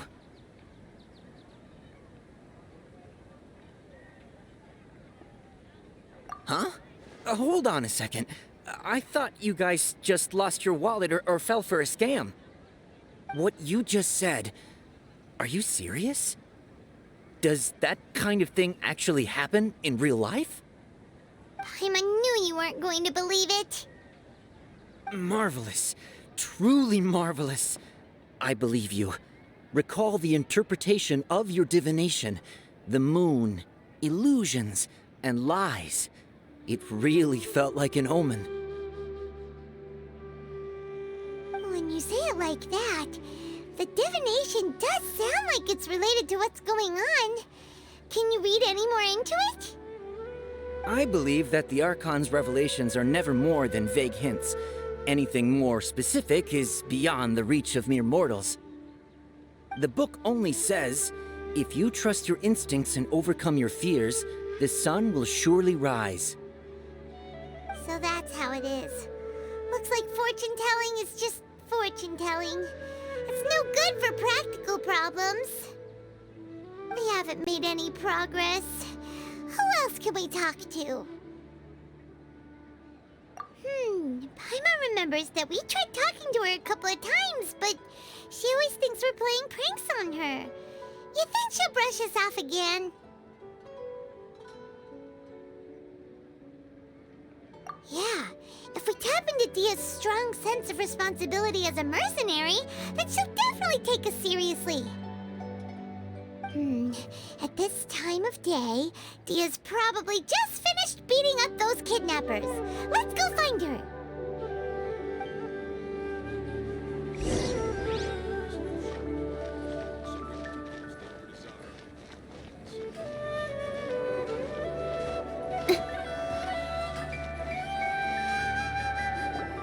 I'm fine, my lady. It's just a scratch.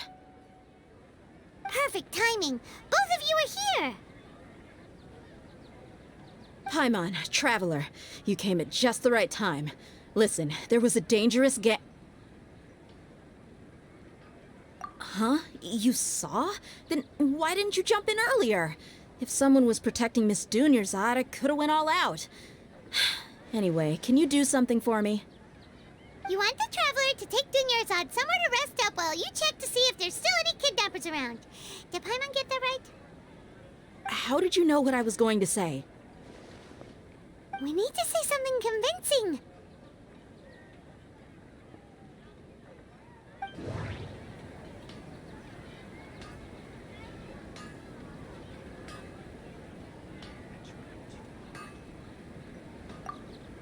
Dia sold her greatsword to raise additional funds. And then she was injured because she wasn't used to her new weapon.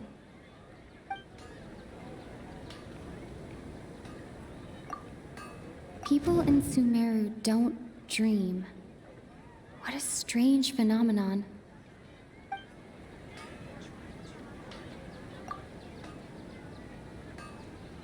The moon, illusions, and lies.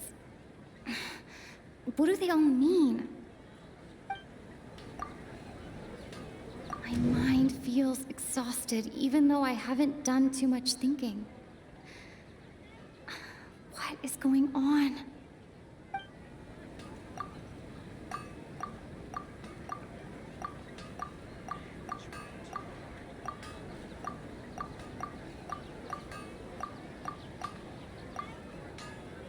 The moon, illusions, and lies.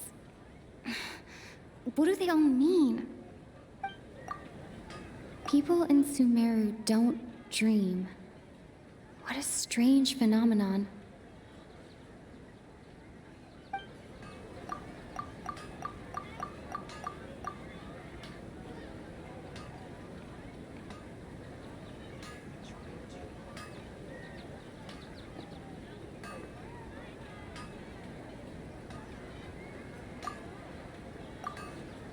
Tell her, Traveler!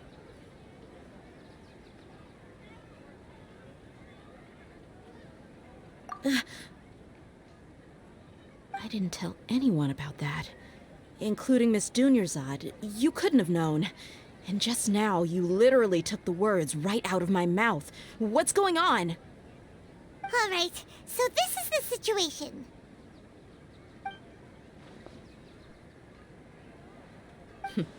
It's kinda hard to believe what you just told me. First, let me make something clear. Most of us desert dwellers might not be the scholarly type, but we do have basic common sense. She's quieter than usual, uninterested in anything, and really gloomy. Yeah, she isn't the same as before, but her parents said that this is how she was like at first. Huh? At first? I don't quite understand what you're all talking about. I'll go rest on the bench over there. My lady, are you angry?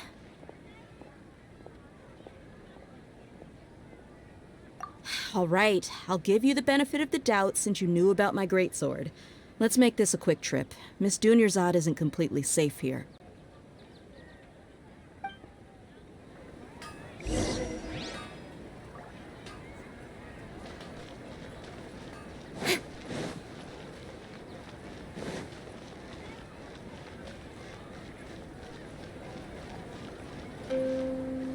You all seem to have a matter to attend to. Don't worry about me. I'll be sitting here.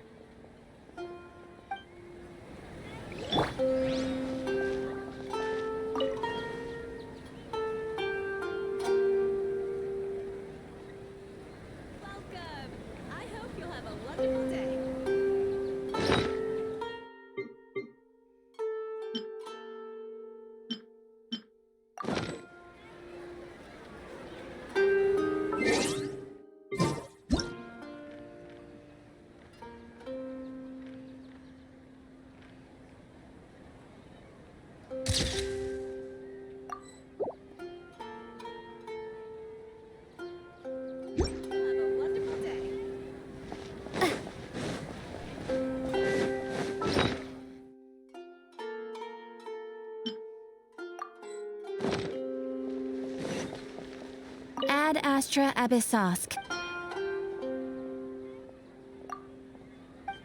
Deserves that.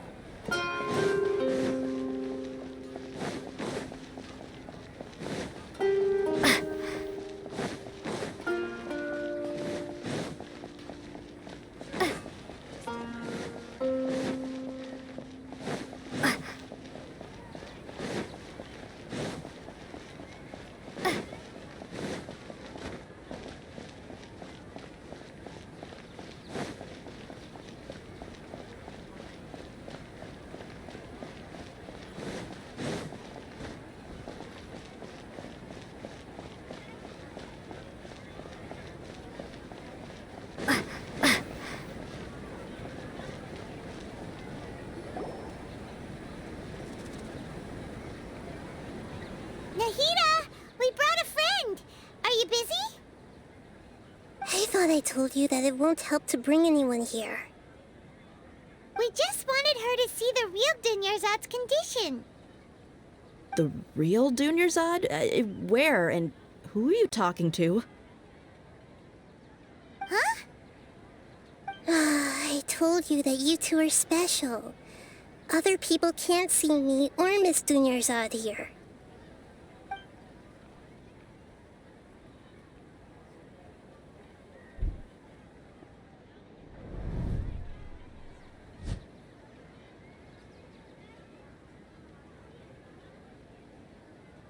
Hold on. Over there. Is that? Wow. How perceptive. Does she have invisible antennae? Miss Dunyarzad, she's lying down here, isn't she? How's she doing? Her condition's really bad, and she's basically in a coma. How did you know she was here? I can sense her aura. There are also lingering feelings of something like regret or disappointment. What happened? Do you believe us now? The Sub-Zero's festival has been repeating itself.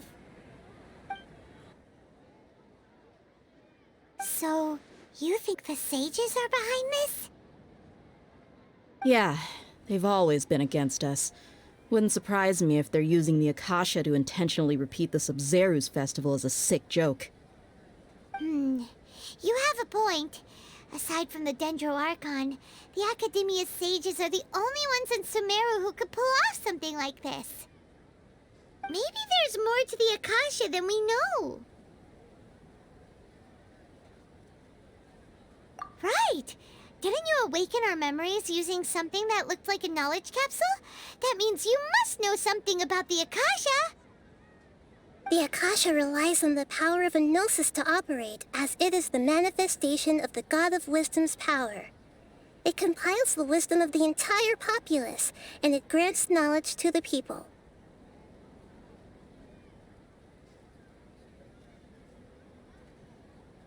A gnosis could do that? No wonder the Akasha is so magical. It's being powered by the gnosis of Sumeru's Archon. So, this Nahida you mentioned, what did she say? She said, and Paimon quotes, "The Akasha relies on the power of a gnosis to operate, as it is the manifestation of the God of Wisdom's power. It compiles the wisdom of the entire populace, and it grants knowledge to the people." Compiles the wisdom of the entire populace and grants knowledge to the people. Wait. I get the grants knowledge part. That's what people have always used the Akasha for. But compiling the entire populace's wisdom? How does that work? Did she mean that the sages enter new knowledge into the Akasha? Oh, yeah. That sounds about right. What do you think?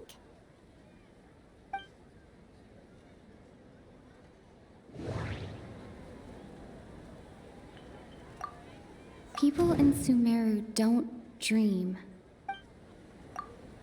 Okay, Nahida said, the Akasha relies on the power of a gnosis to operate, as it is the manifestation of the God of Wisdom's power. It compiles the wisdom of the entire populace, and it grants knowledge to the people. My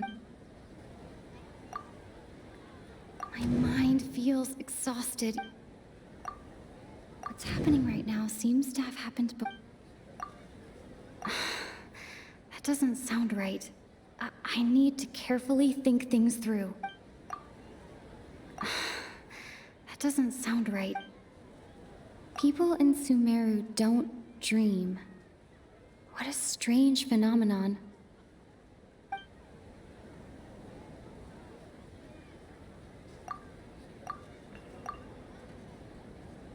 What's happening right now seems to have happened before. This feeling has been getting stronger and stronger. That doesn't...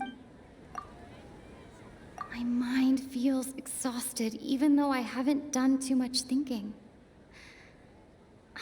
What is going on? You mean the Akasha is causing our mental fatigue? Huh. Now that I think about it, my head's been feeling unusually heavy. When the desert dwellers set off on their quest for knowledge, a sage once said, knowledge always comes at a price.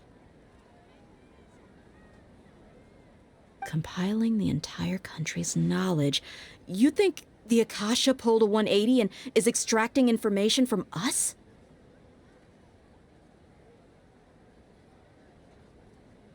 Who knows? The Akasha can put knowledge into our heads, so who's to say that it can't also poke around in there? We don't know any specifics. What's the point of doing something like that?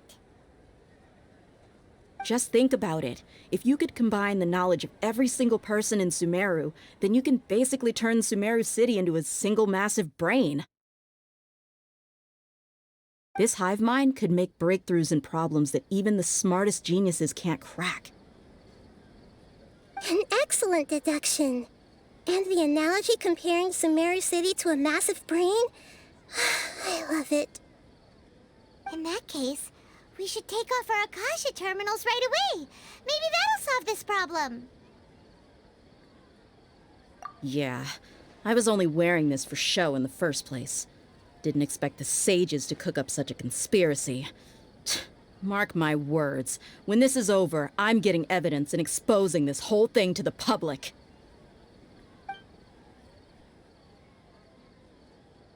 How does everyone feel? Huh?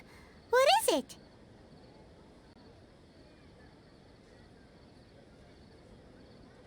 Oh, that! Paimon knows what you're talking about. It's a single soft beep that sounds like it's coming from the Akasha terminal. The sound of a beep. Could it be a prompt tone for when the Akasha is operating?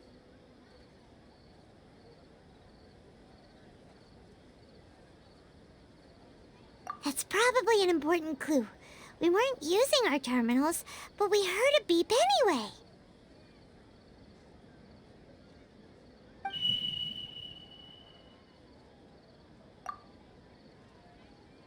Traveler, did you hear that? I heard it too. Our ears aren't messing with us. There was definitely a beep, but it sounded like it was coming from inside my head. We took off our Akasha terminals.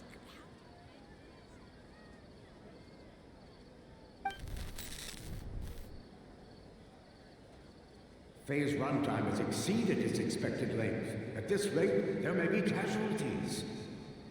But we cannot lose all of our progress.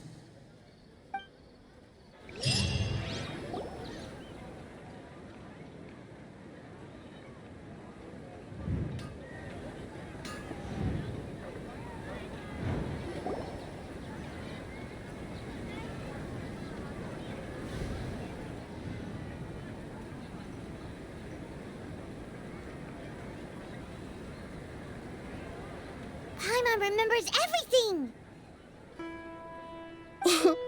Good. You adapted quickly this time. We definitely took off our Akasha terminals last night, but we still heard that beep. Why is that?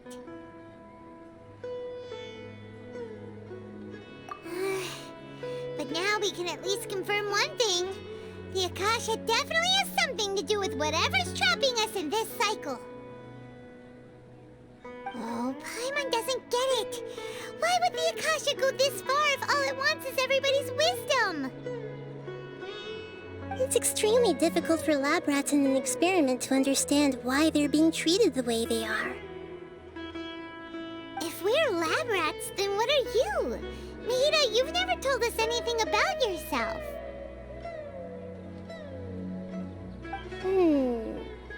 I guess I'm the moon. The moon? Wasn't that the result of our divination?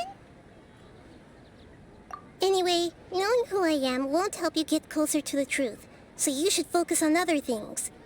Don't get distracted and miss any clues. Okay then. Dia helped us a lot yesterday, so let's go find her. If Paimon's reading the time correctly, those kidnappers should be showing up soon.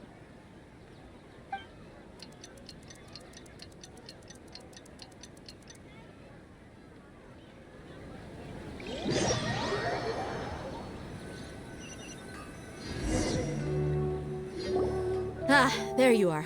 I've already taken care of those kidnappers. My lady, did you get hurt? Dia? What's wrong? Why are you both gawking at me like that? You didn't get hurt this time. Huh? What do you mean this time?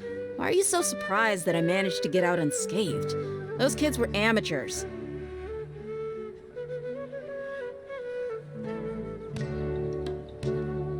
Shh!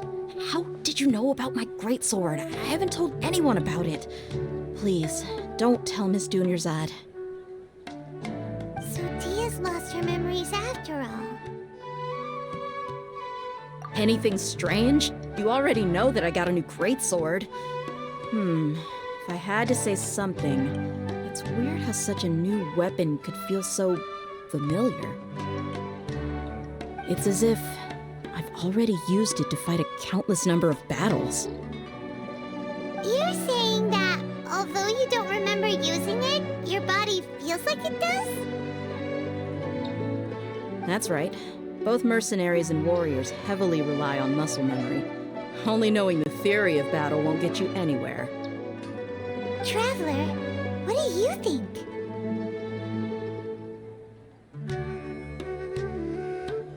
Yeah, Paimon's feeling really hopeful. Oh, you're right! Earlier in the Samsara, something like this would have never happened. I have no clue what you two are talking about, but it's still dangerous here, so... So you want us to take Dunyarzad somewhere else to rest while you check if there are still more kidnappers around, right? How did you know what I was gonna say? Can you read minds? Forget it. Go and do your thing.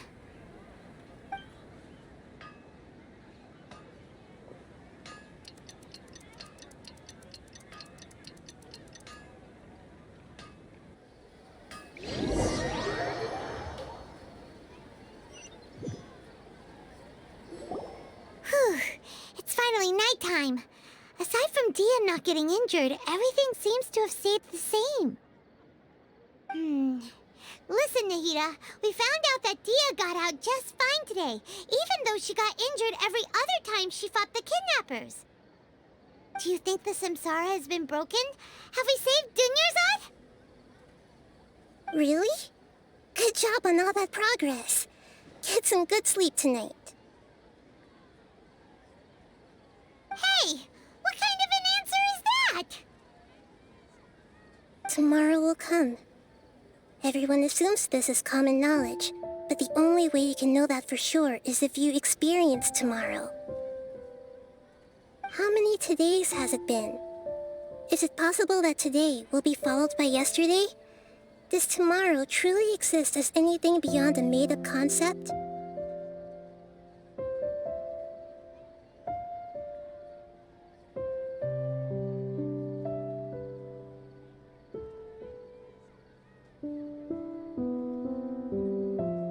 It's even possible that this entire world is a lie, and the history of the whole world has just been one endless Sub-Zero's festival. Okay, no more. Paimon's brain is already shut down. That's why it makes no sense to waste your energy thinking about things you will learn tomorrow. Get some good rest. You know, use the bathroom and flush your anxiety dookie away. Huh? Hold on, what did you just say? Did Paimon hear you correctly? Huh? People always say they feel a sense of relief after they take a duk-duk. That's why I suggested you could try that. Is that so strange? It's so strange and so against common sense that Paimon's at a loss for words. You were sounding kind of smart just a minute ago. Yeah, even though it's happy and lively at the Sub-Zero's festival every day, it feels like it's been a long time since we've really gotten to relax.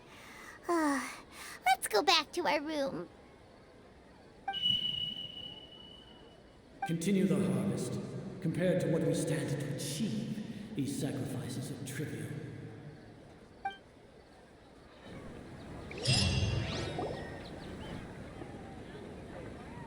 We're still in the same day! Nahida, you already knew last night that we didn't break out of the Samsara? Why did you tell us? Would there have been a point? You would have spent the night with new worries, with tomorrow still out of reach. In that case, you might as well rest within that brief moment of hope. An opportunity like that doesn't come by often, and I thought it might help you clear your minds. Paimon thought that Duke did that! Whatever. Guess you were looking out for us after all. Of course. In the time we've been together, you two have been everything to me. Paimon's flattered and everything, but maybe you're taking things a little fast. What I mean is, even though I had asked you to solve this puzzle, you two are still the only ones who can see me and sense my presence. In other words, if you weren't here, I may as well not exist. That's why you two have been everything to me. Get it? Nahida's talking about confusing stuff again. Anyway, that's enough chit-chat. So, Traveler, did the new clues yesterday help you gain a new understanding of the situation? Huh? Why are you scrapping your previous theory?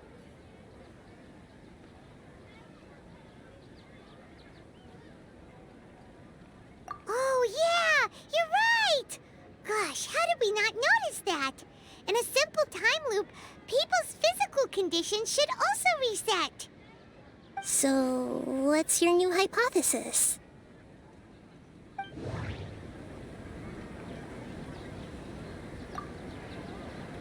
The moon, illusions, and lies. What do they all mean?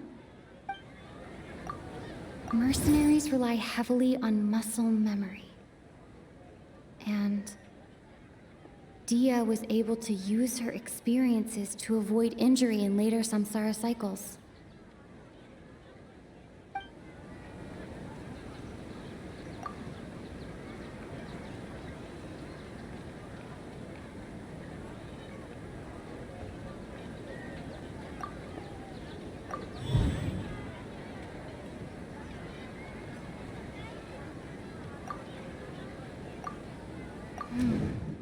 The beep is a prompt tone for Akasha operations. We still hear it every night, even though we removed our Akasha terminals. Okay, Nahida said, the Akasha relies on the power of a gnosis to operate, as it is the manifestation of the God of Wisdom's power. We've already experienced the Sub-Zeru's festival many times. If all our memories of a day are erased at the end of that day, then we would unwittingly relive that same day again and again.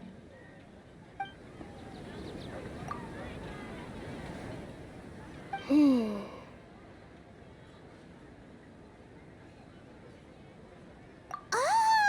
Then the beep we hear every night could just be indicating the deletion of our memories! That's why when we wake up, everyone thinks the Sub-Zero's festival hasn't happened yet. It's already the next day, but everyone still thinks it's the day before. But muscle memory can't be erased. That's why Dia has been getting better at using her greatsword. Now everything makes sense. A brilliant deduction. Nahida, tell us if we're right or wrong. To put it simply, it's as if you've mistaken a pyro crystal fly for a firefly in the night. You lost sight of its true nature because you focused too much on your perception that it glows. That isn't simple at all! Why don't you go talk to Miss Dia again? You might learn something new. Right! She did help us find our latest clue after all. Let's go!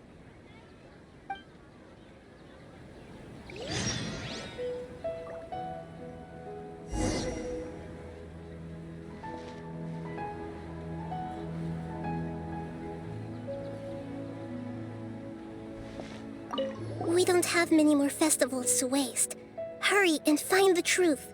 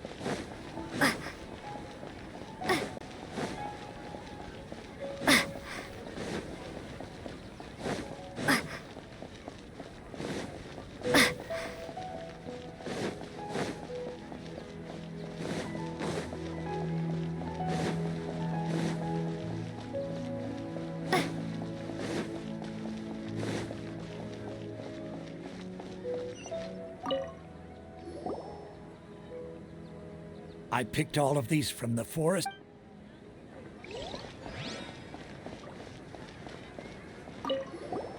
This is divine wisdom.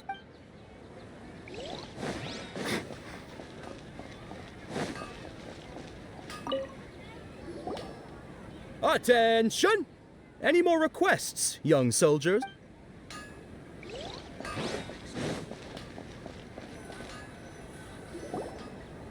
There you are. Really took me a while to find you. As expected, Dia also didn't get hurt today. Get hurt? Why would I? Don't underestimate me. Well, you're still getting used to your new greatsword. Huh. Truth be told, I also think it's pretty strange. It just suddenly felt so familiar in my hands and... wait a second! How did you know I got a new greatsword to begin with? I didn't tell anyone about it. Traveler, could you explain the situation to her today? Paimon's gotten a little sick of doing it. Oh, that works!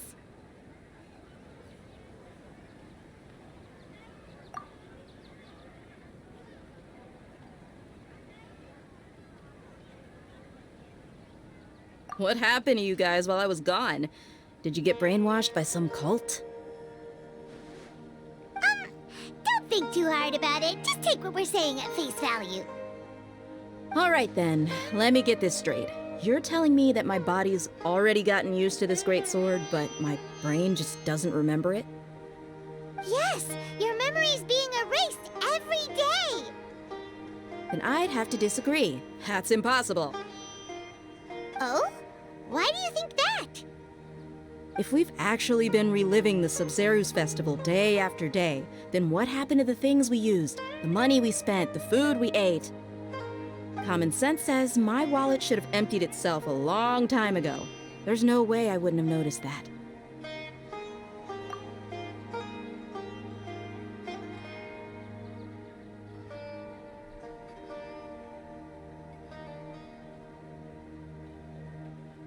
Right!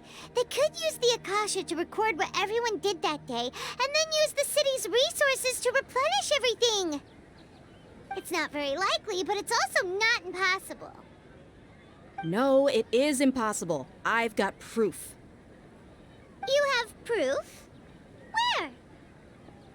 You two are surprisingly serious about this nonsensical discussion. Fine, I'll play along for a little longer.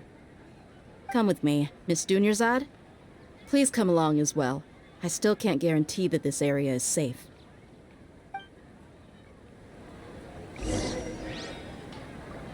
Paimon can't believe it's Dia who wants to show us something this time. 2 days ago, we were the ones taking her to see Dunyarzad.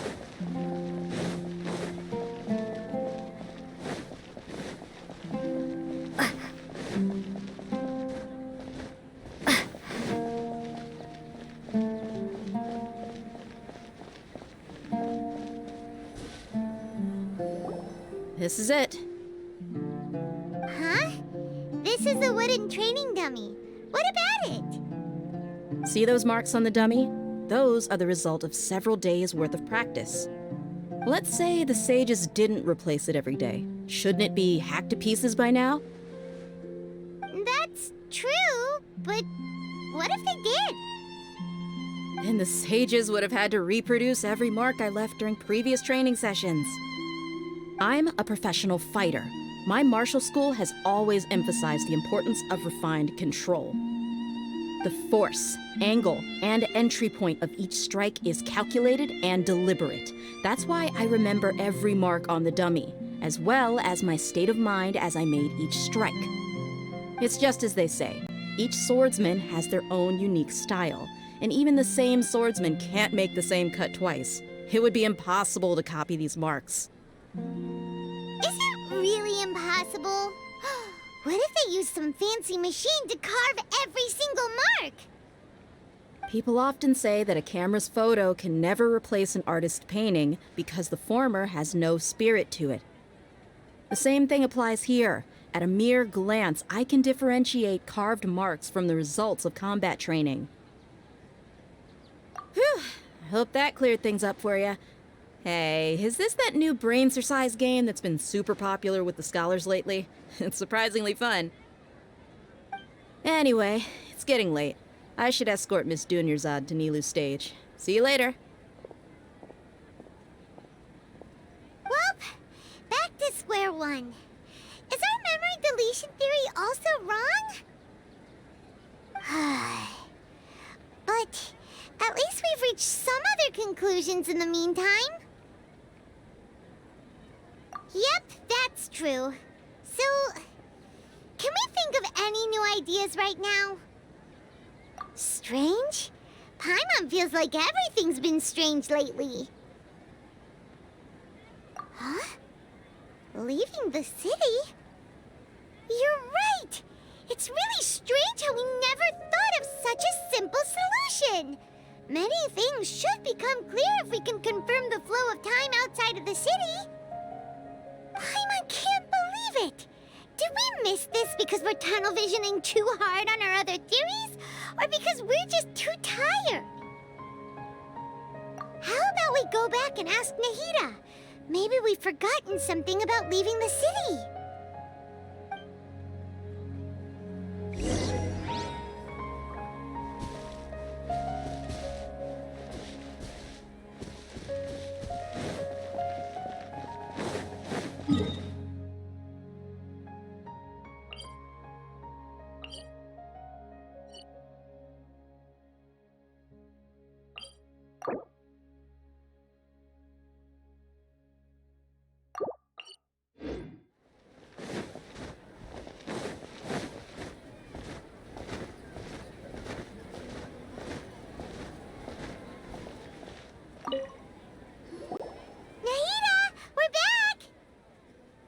Early today.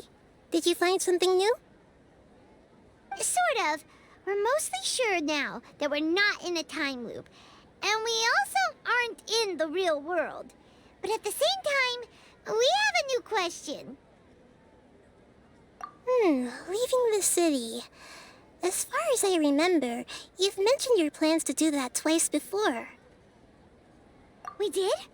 But we don't remember anything. What happened after we talked about those plans? What did we say when we got back? Let me think. I don't think you ever actually told me what the outcome was.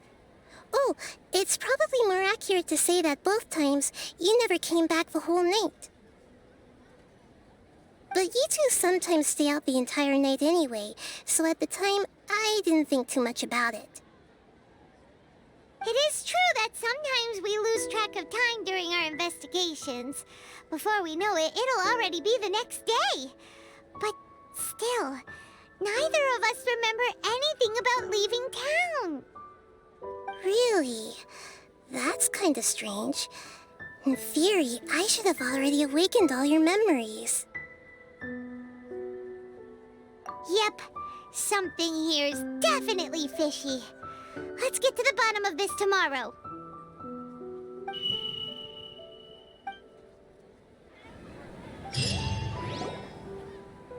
Our memories are back!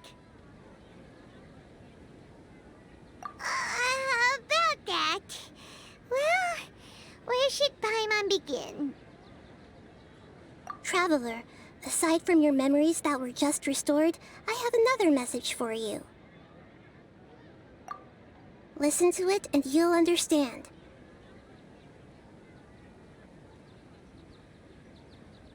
Can't go back. There are countless spaces here. Our Sub-Zero's festival in Sumeru City is just one of them.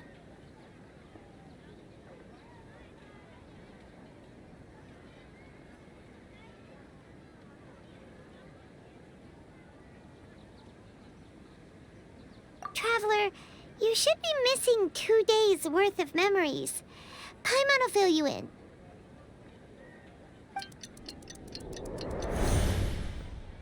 It's time to carry out our plan from yesterday. Okay, let's go!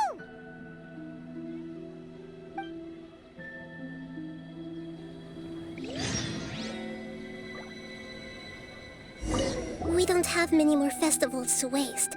Hurry and find the truth.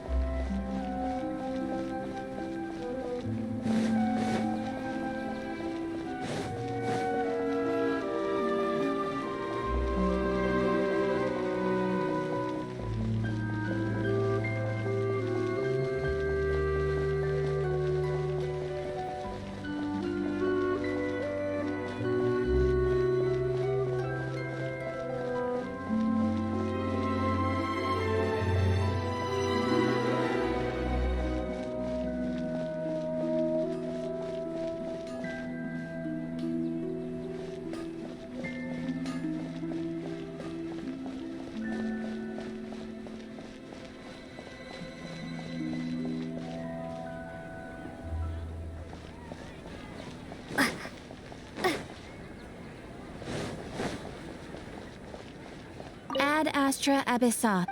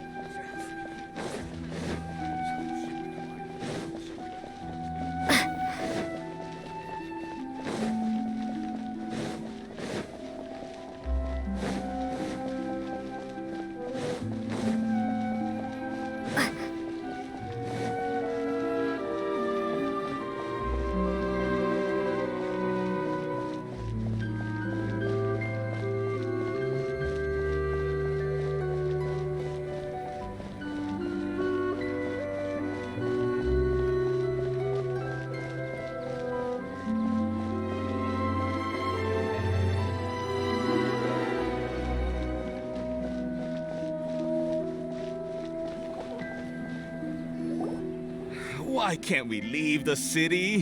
What is the Academia up to now? Don't ask me. It's not like I can tell you anything. This is a direct order from the Grand Sage. Just wait until tomorrow. I have a real emergency. My goods have already arrived at Port Ormos. If I don't hurry, they'll be stolen. That's your problem. Make sure you make a request in advance next time. But it's not like you can just predict business matters in advance.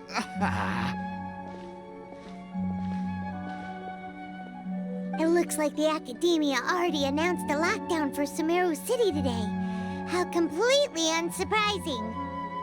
Let's go and question them. Hello, sir. Why can't we leave the city today? Here we go again. Don't ask me, I don't know either. We just received an order that no one is allowed to enter or exit Sumeru today. They didn't tell us anything else. Angering me won't get you anywhere. If I had that kind of insider info, I would have left this stupid post long ago.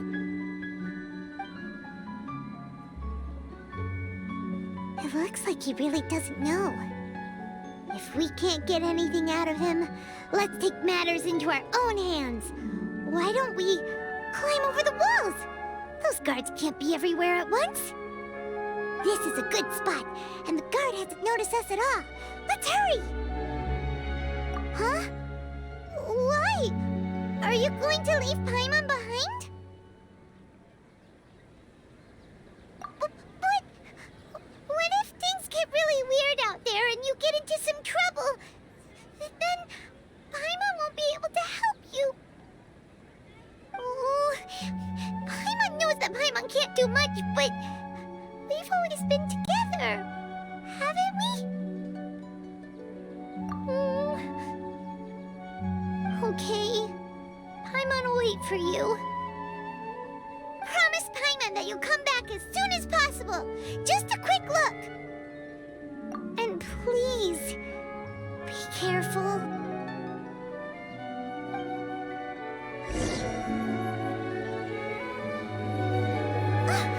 Memories!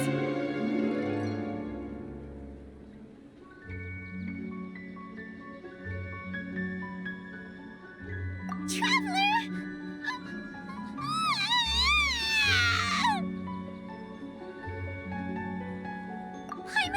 Paimon would never see you again! You just disappeared!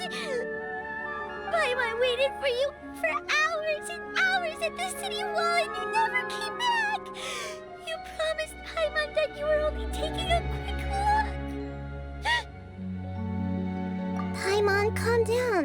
She's here now. I don't think she understood what you were saying. Paimon doesn't care! Paimon wanted to go look for you, but you also said that Paimon should stay! Paimon was so worried and so scared the entire day!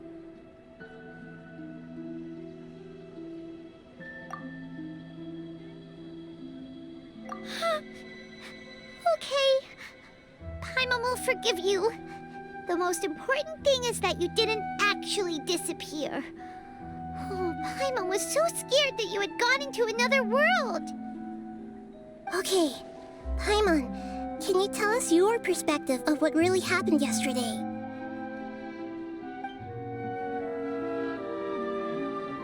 I see. Using two people's different perspectives. After that, you left the city.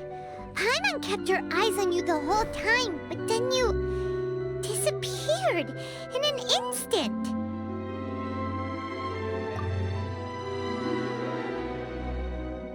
No way! Paimon was watching you with the fullest attention. What's your perspective, Traveler? You sure you don't have any memory of this? I guess that explains everything. You also lost your memories the last 2 times you tried to leave the city. Those days' memories can't be awoken.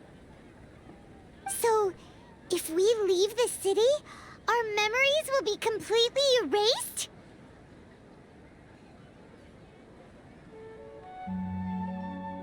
It really sounds like something big outside of the city is being hidden on purpose. But this way, we'll also never discover what's outside.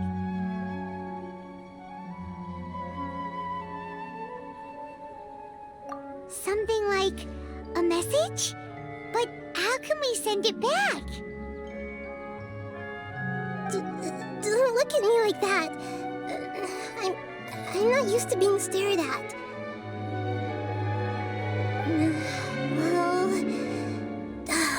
Okay, you want something that can pass on messages, right? Give me some time and take care of Dunyarzad for me. Yep, now we're talking.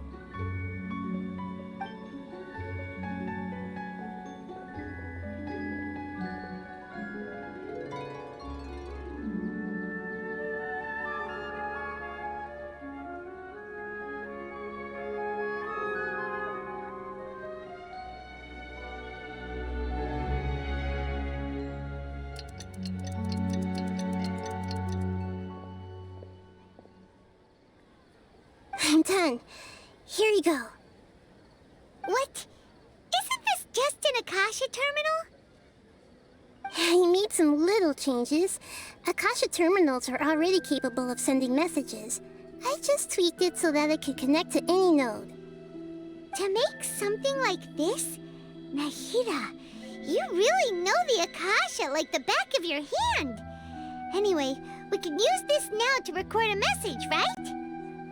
Yep. I'll help you save the messages. It should be pretty easy to use. I just can't guarantee the user's status and signal coverage when they're outside the city. We'll never know until we try. At least we're taking the initiative now. Let's go then. Let's expose those sages. All right. Paimon isn't as worried about being separated since it happened once yesterday. But Paimon still isn't happy about it. Okay, see you tomorrow, Traveler.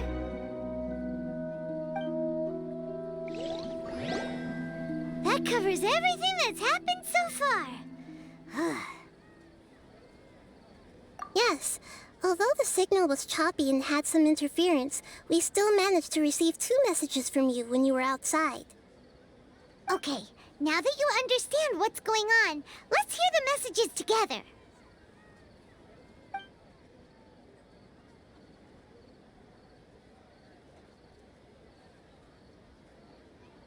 Can't go back. There are countless spaces here. Our Sub-Zero's festival in Sumeru City is just one of them.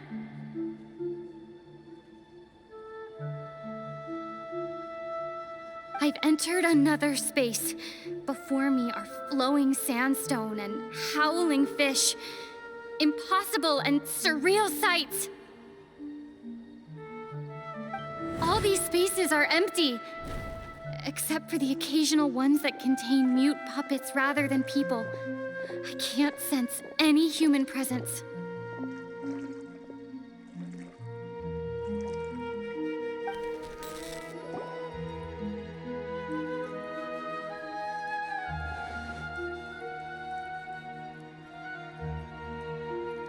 That's one heck of an info dump.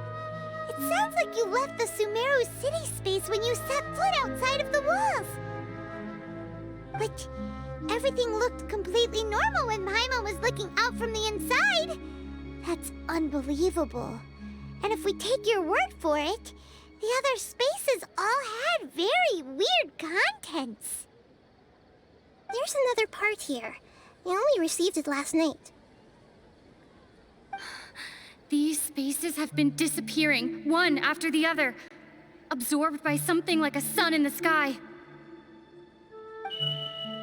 And now, even the final space has also disappeared.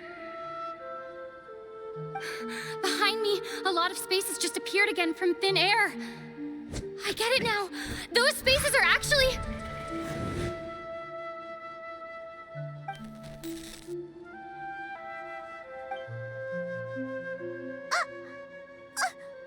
Why did the message end right there? What did the Traveler want to say? What are those spaces? Probably because yesterday just happened to end at that moment. Oh, right. Paimon did hear a beep from the Akasha. Did it come from here or from the message? The message. It should have come from the Traveler's Akasha terminal. After the beep, Traveler said even the final spaces also disappeared. Traveler, what do you think that final space could have been?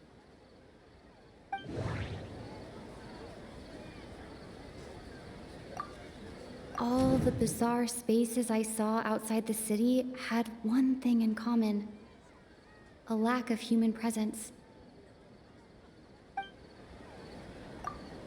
Was that space actually the real world? But wouldn't a real space just randomly disappearing like that be catastrophic? My impression is that each day in this samsara only ends at the sound of that beep from the Akasha.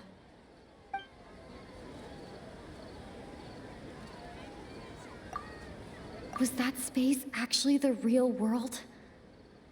But wouldn't a real space just randomly disappearing like that be catastrophic?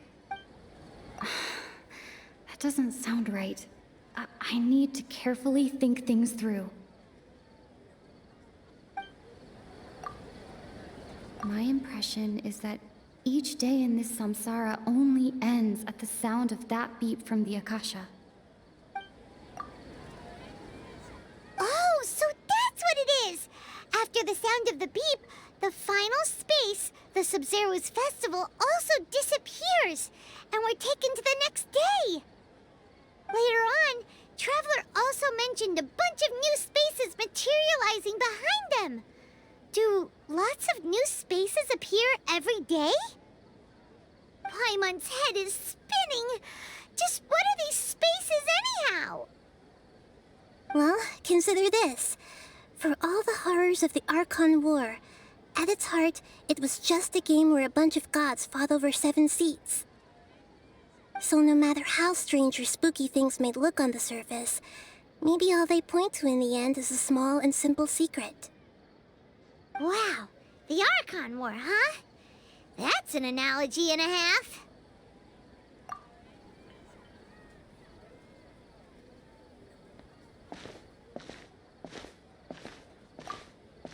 Hey, where are you going?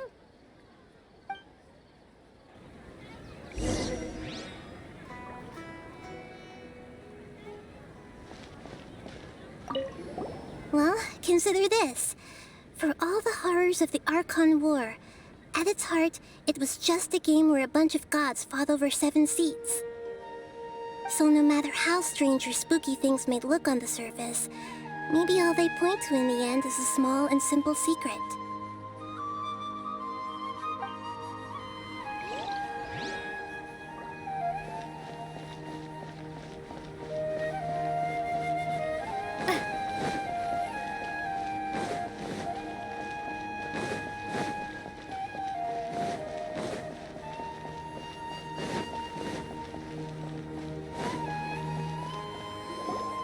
Hey, stop right there!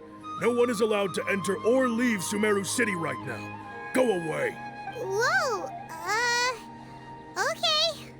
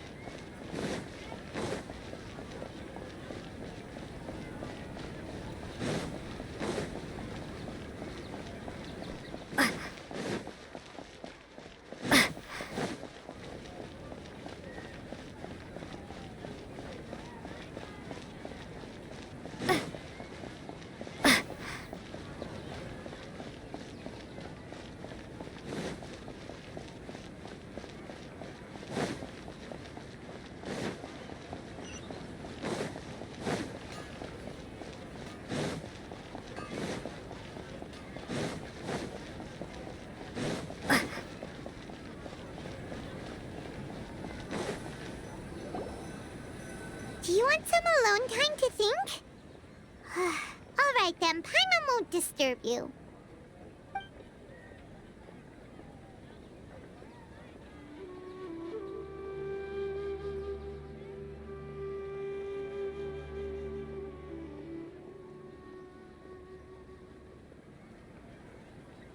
The dance of Sub-Zeros is about to begin. I'm going to go watch it. Okay. Why don't you go ahead, Dunyarzad? We still have some other stuff to do first. Okay then. See you later. Have you figured it out yet, Traveler? Time is ticking away. Awesome! What is it? Paimon wants to know. Oh, wait, no. Let's meet up with Nahida first. You can tell us both together. This time, we're gonna get to the truth.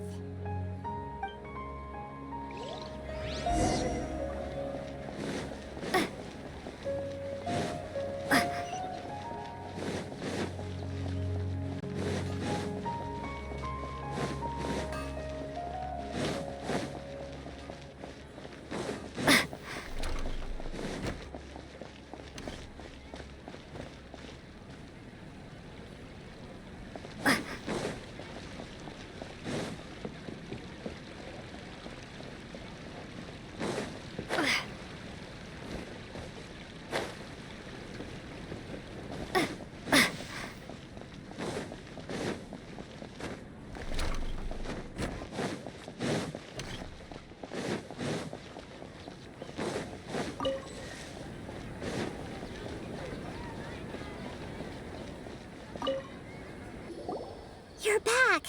I've been waiting forever for you two. Judging by the looks on your faces, are you ready to take your Sub-Zero's exam and graduate from the festival? Okay, first off, have you discovered the hidden truth? Okay, Nahida said, the Akasha relies on the power of a gnosis to operate, as it is the manifestation of the God of Wisdom's power. It compiles the wisdom of the entire populace, and it grants knowledge to the people. We've already experienced the Sub-Zero's festival many times, and the day of the festival seems to be in a perpetual samsara. All the bizarre spaces I saw outside the city had one thing in common: a lack of human presence.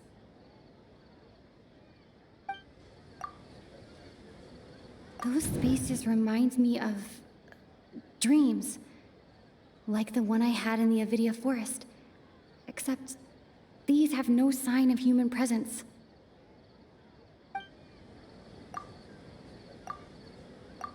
The moon, illusions, and lies.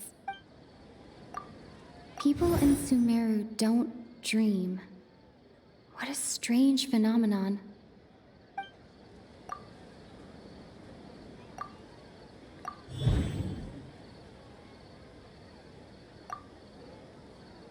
We are all in a dream. It isn't that the people of Sumeru don't dream. Rather, the Akasha is taking their dreams from them.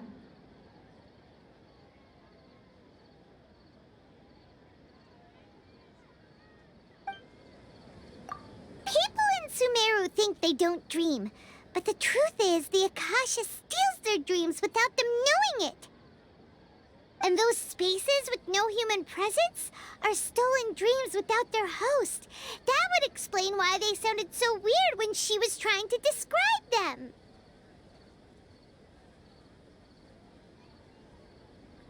Huh. So people in Sumeru do dream after all. In fact, we're all in one big dream together right now. Correct answer. Now, how did you conclude that the Akasha is capable of this?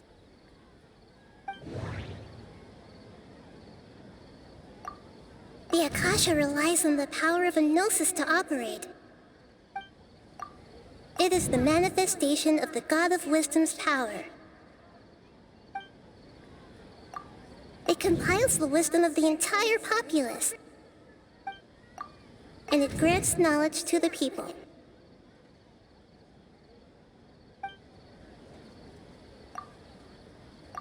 Oh, okay. Those dream-controlling creatures in the forest also get their power from the Dendro Archon, right? That would explain why the Akasha has the ability to control people's dreams, too. But Is stealing everyone's dreams really how the Akasha compiles their wisdom? Isn't there anything more to it than that? Dreams are fantastical, complex, and full of imagination. People's brains are the most active when they're dreaming. In other words, dreams are rich bundles of human wisdom. So, in other words, the complete opposite of how Hypatia understood it.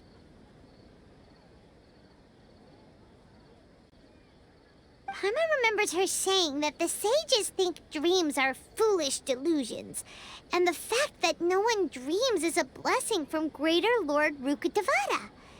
So it was all a dirty trick? The real story is that the sages from the Academia are using the Akasha to steal people's dreams for their own use, huh? Oh? By the sounds of it, you understand the current situation pretty well. So then, what about the samsara?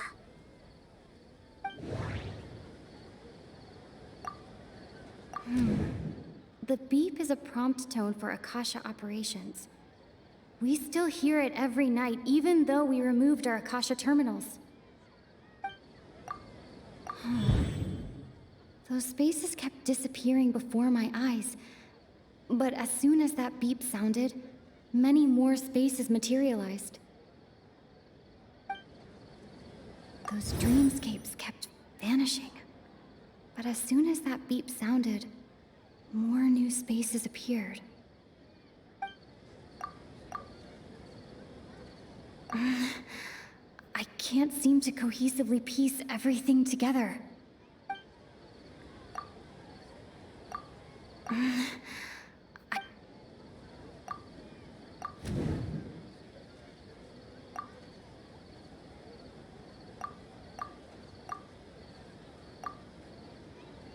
Grand Sage said, go celebrate the birth of that god to your heart's content. Correct. The Akasha is keeping each person's brain in a constant dream state, but also separating their consciousness from their own dream.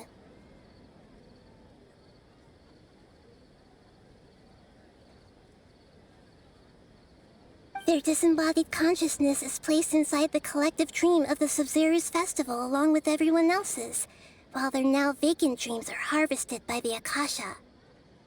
No one is any the wiser as another day passes in the dream, and so begins another samsara cycle. People wake up to yet another dream about the Sub-Zero's festival. The dreams that belong to them are once again harvested by the Akasha, and so it continues. So, this is like a dream factory, and the Akasha is a dream harvesting machine. Did Paimon get that analogy right? Very good, Paimon. Using analogies well is an excellent habit to get into. Okay, so that beep we keep hearing is actually from our real-life Akasha terminals. Taking off our terminals in this dream doesn't do anything. All right, last question. Who am I?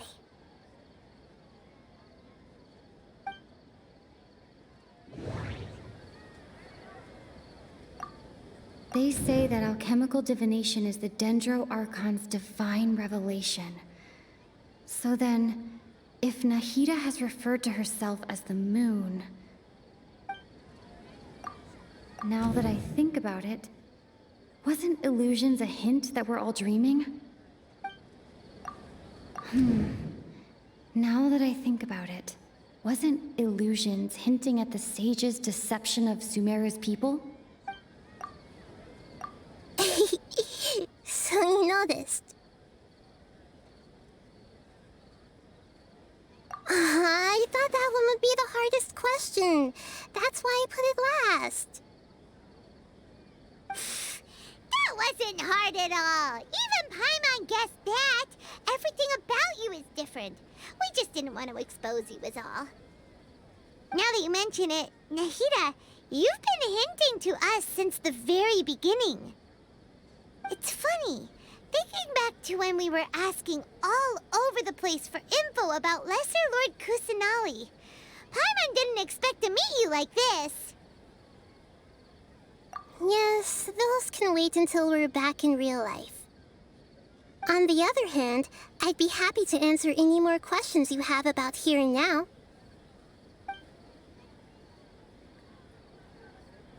You asked me this question before. My answer was, it would literally blow your minds. Now that you know this is all a dream, this answer should hopefully make more sense. Have you heard the saying, don't wake a sleepwalker? Likewise, if someone suddenly had told you all this instead of you learning it on your own, your notion of reality and dream would be thrown into irreversible confusion. I couldn't expose you to that kind of risk. That's why I could only give you very subtle hints and some suggestions. Long story short, I'm really sorry I had to keep you guessing.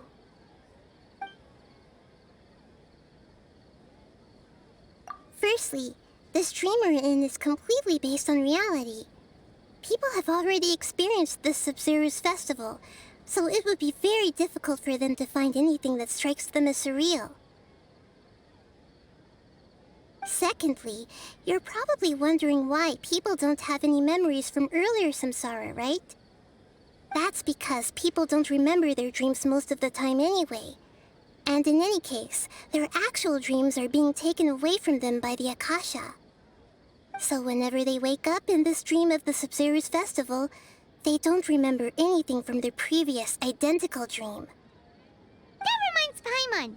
Traveler had a dream when we were in the Avidia Forest, but couldn't see what it was about after waking up. Is that an example of what you mean? Yes. Only after receiving the blessing of Dendro can a person gain the Dendro element's dream-enhancing power. That explains the feelings of déjà vu. Meanwhile, everyone else has no idea that they are in the Sub-Zero's Festival Samsara, while their dreams are stolen from them over and over again. Can humans really keep dreaming forever like this? Will it ever end? And if so, when? You might say your mental fatigue has already answered this question. Eventually, there's only so much that people can tolerate. Especially those whose health is compromised to begin with, like Dunyarzad. This relentless exploitation takes an even harder toll on them. People's lives are at stake here, and nobody knows a thing! We've got to put a stop to this!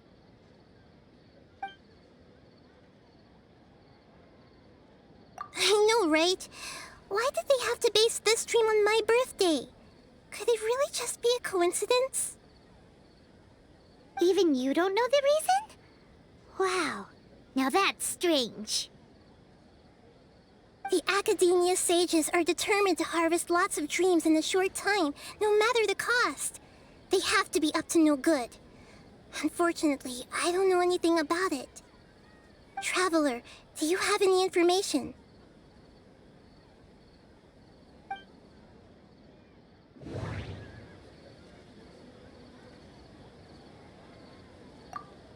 Grand Sage said, go celebrate the birth of that god to your heart's content. Did he mean something more? Celebrate the birth of that god? Could it mean...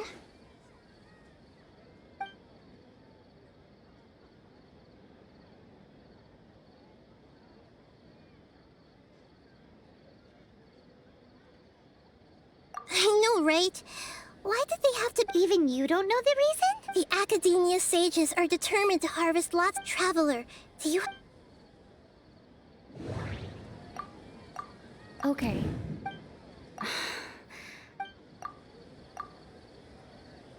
Celebrate the birth of that god? Could it mean...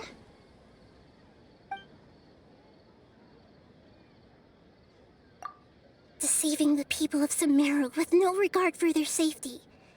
No matter what they're trying to do, this is unforgivable. After we end the Sub-Zero's Festival Samsara, we have to look into them. How can the sages of the Academia do this behind their Archon's back? This is ridiculous! In the end, I'm just the moon. The real sun is long gone. A sun and a moon? Nahida's talking in riddles again.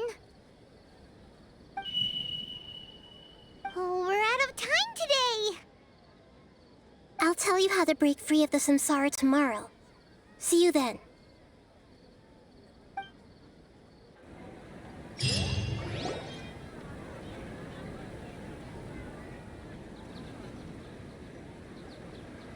Good morning, Nahida.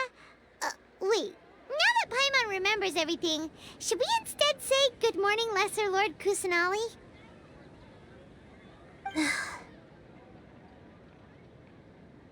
Hey! What's wrong, Nahida? You don't look too good. I'm afraid that what you're thinking right now is correct. Did Dunyarzad already disappear? No way! Are we too late? The real Dunyarzad's consciousness has indeed disappeared. It can no longer endure the constant dream harvesting. Paimon can't believe it. Wait, so what about that other Dunyarzad? Just what is she? Is she also going to disappear? She's actually something like a puppet, but not completely. The real Dunyarzad's consciousness could no longer keep playing her role in this dream. So another Dunyarzad appeared to replace her in the dream. Just like the grass and the trees, that Dunyarzad is just a building block of the dream that helps to keep it going. But personality-wise, she's nothing like the real Dunyarzad. Puppets are stiff and can't copy a living person's vitality. After all, they're just there as filler. You know, speaking of which, the old Dunyarzad might not have been too different from a puppet. Dunyarzad truly believed that she met you within her consciousness, and it was you who inspired her. So you do remember her after all. Yes. Back then, her family was overly protective of her. No one cared about her personality or thoughts. It was as if she only lived to stall her Elazar. I just gave her a little wisdom so she could look at life in a new way, so that she could be her own person. But even so, she's still far from it. I'm still a long way off from being a real Archon. I couldn't even save her. If I were a competent Archon, I wouldn't have let my most faithful follower die at the Sumeru's festival with so many regrets. Please don't beat yourself up over it, Nahida. It's the sage's fault, and theirs alone. I'm not beating myself up. All I did was to rationally observe the distance between myself and a real Archon. Don't be like that, Nahida. Even real Archons are still allowed to be sad.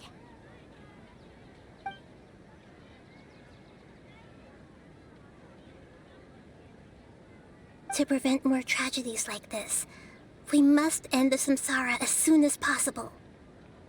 Great, but how do we do that? Although the Sumeru's festival dream is under the Akasha's control, only humans can dream. Even the Akasha is unable to create them. That means this dream belongs to a host who created it. Huh? So, how should we find that person? Well, if this is someone's dream, then everything here must come from deep within their consciousness. Which means, with the power of imagination, they can change anything in this dream. Imagination? What do you mean by that? Imagination means breaking through what you perceive as normal. Like when a server at a tavern brings a plate to you, you'd naturally assume that food is on it. However, if you're the dream's host and you become aware that you're dreaming, When you imagine gold and more on the plate, the dream will respond in kind, and the server really will bring you gold and mora. But right now, our host is unaware that this is a dream. No matter how many times they're served, it will always be food. Find some way to make that person realize that they're dreaming. Usually, once that happens, the person will wake up and the dream samsara will be broken. How are we going to find them, though? If it could be anyone, it'd be like looking for a needle in a haystack. And even if we did find them, how are we supposed to make them realize they're dreaming? After all, like you said, don't wake a sleepwalker. It's extremely difficult, yes. But the only ones who can do it are you two. Remember, everything you've achieved up to this point has all been for the sake of finding the host and ending the samsara. As for me, during this time, I'll be out of town. Out of town? Are you going to that place full of dreams where the traveler went? Yes. I want to try something. There must still be a small wisp of possibility. Hurry and go. Dreams are supposed to be fantastical, romantic, and full of pleasant surprises. Unnecessary things like this samsara need to end. Paimon's still a little upset that we've come this far only for Dunyarzad to... She was such a good person, with such a simple wish. But fate was against her. Yeah, saving Dunyarzad is what kept us going this whole time. But we mustn't lose hope, Traveler. Dunyarzad would definitely want to see us save everyone else. So let's break the samsara for her sake. Paimon's wondering, do you think the sages would get one of their own to be the host of this dream? Feels like it would be easier to control it that way, no?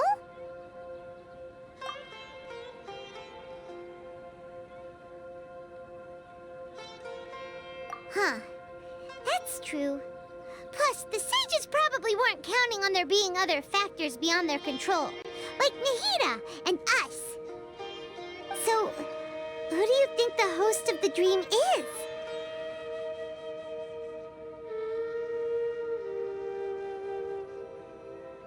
Oh, that would make sense. Ferris, the Knight of Flowers, is a symbol of the whole Sumeru's festival, right? Pretty core character. Let's go ask him some questions, shall we?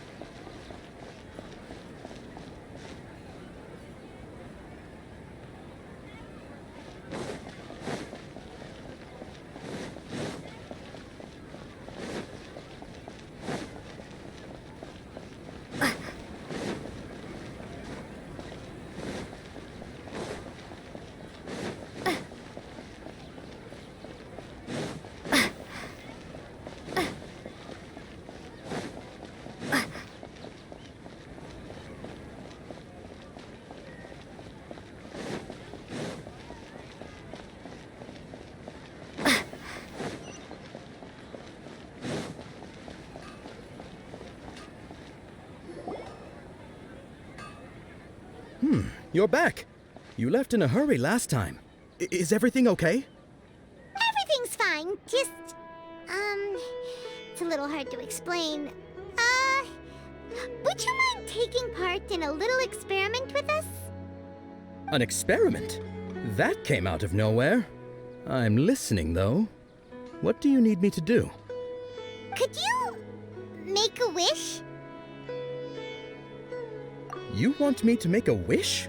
Is that a new Sub-Zero's festival tradition or something? Less questions, more wishing!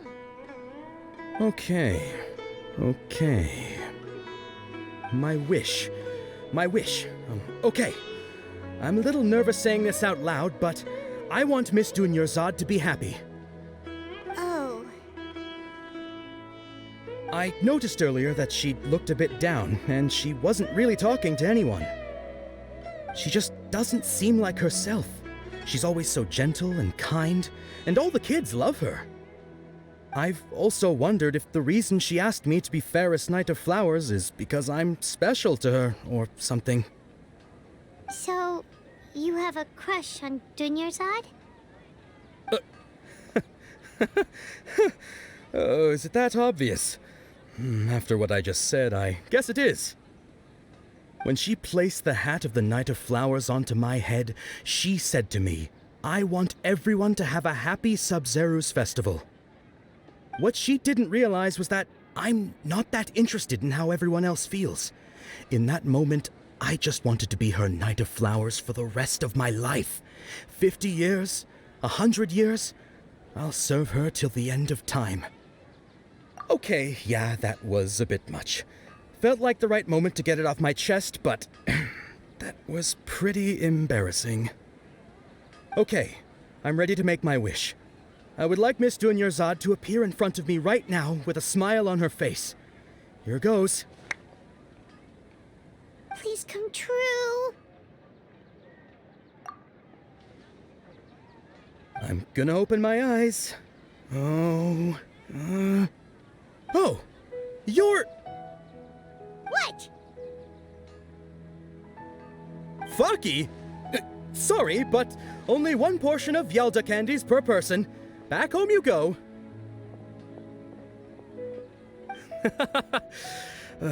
Nice try, you two. Anyway, never mind. I don't need to see her appear right in front of me. As long as she's happy. Guess he isn't the host of this dream after all. Should have expected it wouldn't be this easy.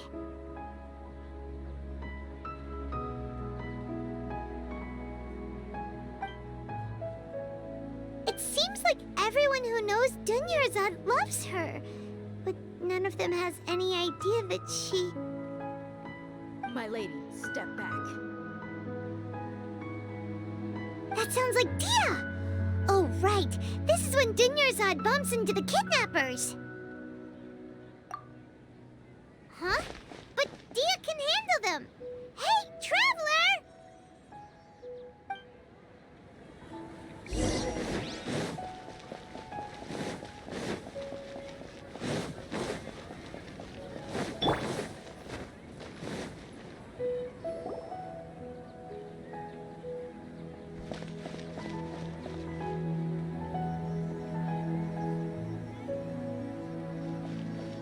Oh, it's you. Great timing. Please take... Hey, this is my job. The homie Yannis pay me, not you. You... Fine, all right. Knock yourself out. Why are you so worked up anyway? It's not like I don't trust your fighting skills. Anyway, watch yourself.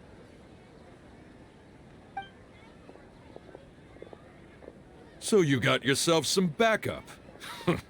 Suit yourself. You're going down. Speed of light. The wind knows it. So clouds high. The birds come. With swords from shadow. Incoming. Hey!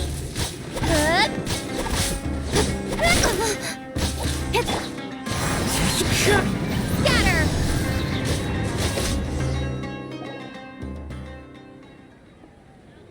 Traveler, were you just taking your anger out on those guys? You and Nahida both. Dunyarzad wouldn't want to see you two like this.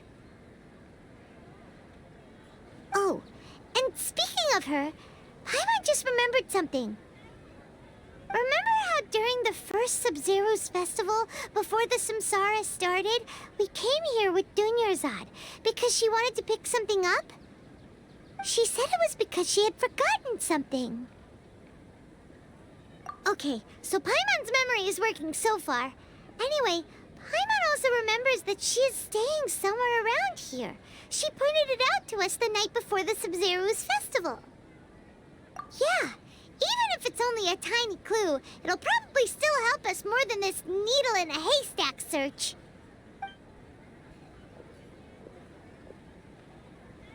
This is the place! It's rude to enter other people's spaces without permission, but desperate times call for desperate measures! Hey, the windows are unlocked! Okay, Paimon's gonna take a peek inside.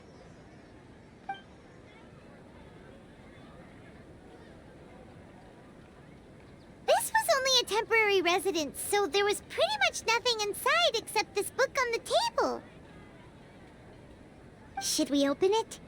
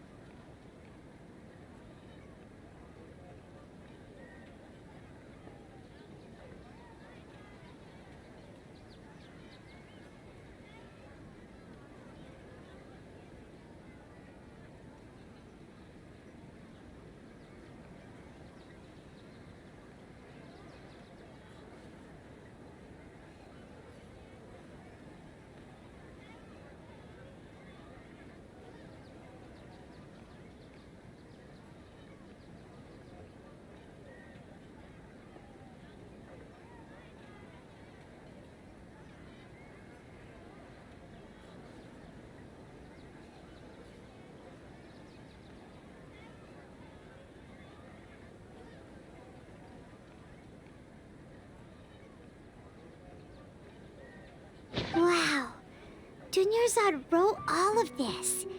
Sounds like she was always thinking of us even while we were away. Even though she was also busy preparing for the Sub-Zero's festival and had all her health problems to worry about. She must have wanted to give this to us as a gift on the day of the Sub-Zero's festival, right? If we hadn't found this book, we never would have known. But now that we know, we can't even thank her. Hey! Where are you off to now?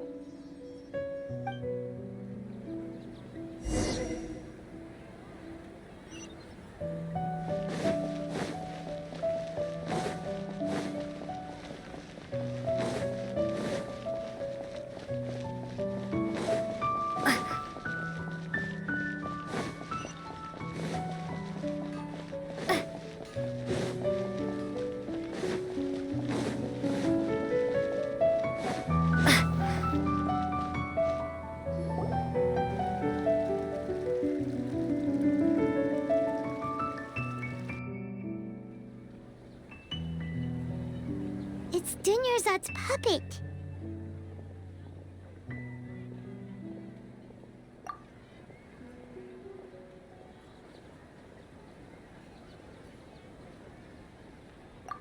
Traveler?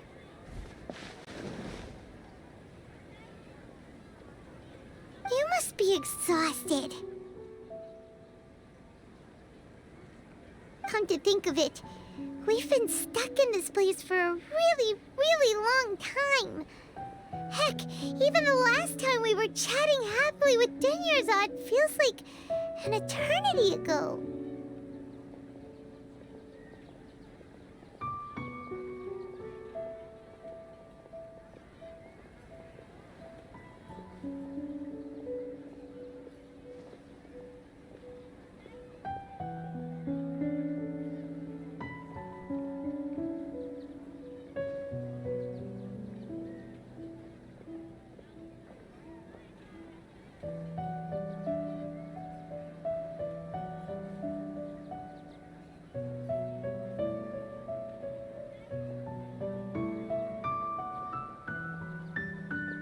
Paimon still remembers when we were sitting here, and the way her eyes sparkled when she talked about Nilu's Dance of Sub-Zerus.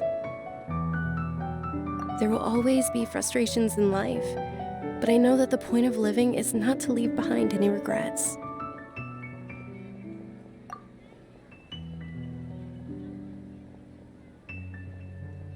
That was what the real Dunyarzad said, wasn't it? Does that mean... Yes, Traveler. What is it? Oh, so she's still just a puppet. But just now, how come... What? Where are we going this time?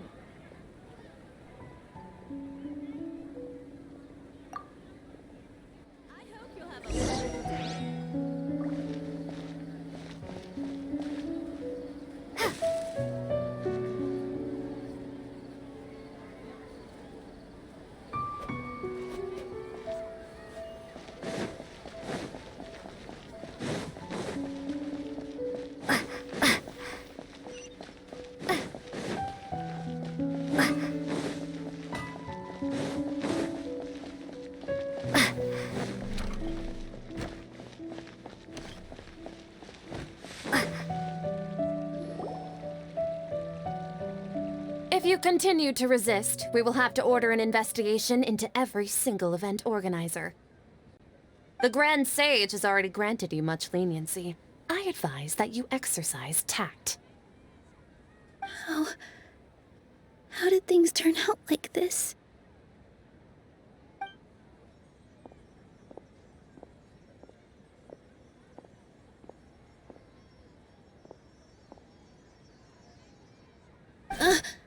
Traveler? You don't have to get involved. He's a sage from the Academia. I don't want to drag you into this. Traveler? Traveler?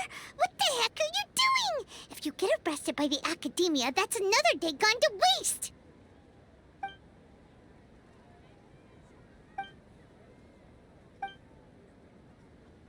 Wait, they're not reacting!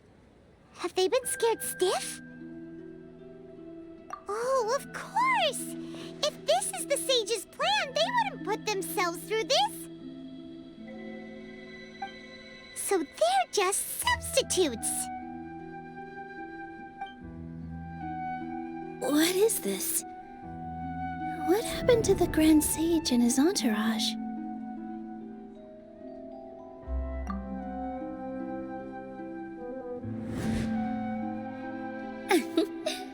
Like I said, they symbolize the goddess of flowers. It's just a shame that all the real Padisaras went extinct after her death. Yes. The Greater Lord brought forth new Padisaras in memory of the goddess of flowers. But she ultimately could never truly replicate that beautiful shade of purple.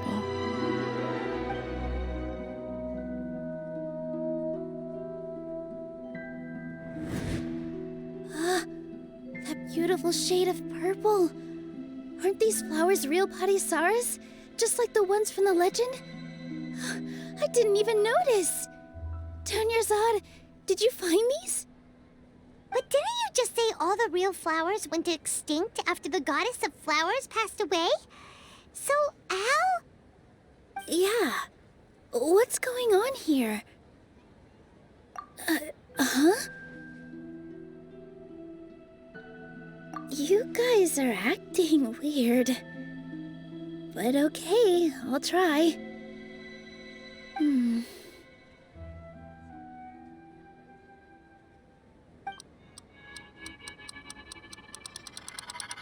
Hey!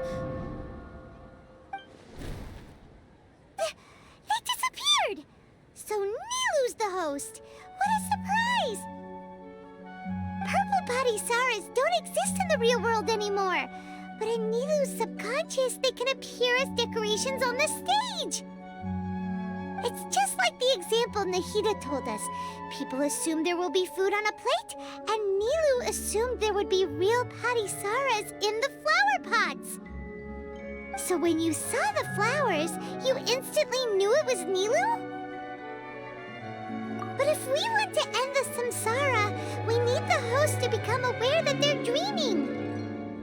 How should we make Nilu realize that? Am I dreaming? Huh? So I'm right. Is this Lesser Lord Kusanali responding to our celebration of the Sub-Zeru's festival? Wrong guess, but you aren't completely wrong either. The point is, what made you think this is a dream? As far as you know, people in Sumeru don't dream, right?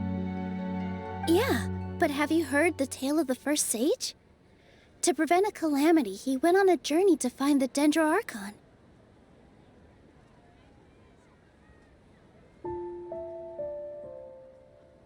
Ooh, sounds familiar. Dunyarzad told us a story like that when we first arrived in Sumeru City. So it was about the first sage, huh? Yep, but in the part you heard, he hadn't become the first sage yet. There's more to the story. His piety and wisdom were acknowledged by the Dendro Archon, and she finally gave her blessing to him. All kinds of spectacular scenes appeared in front of the first sage, as if all the knowledge in the world was being painted onto a canvas right before him. He was captivated.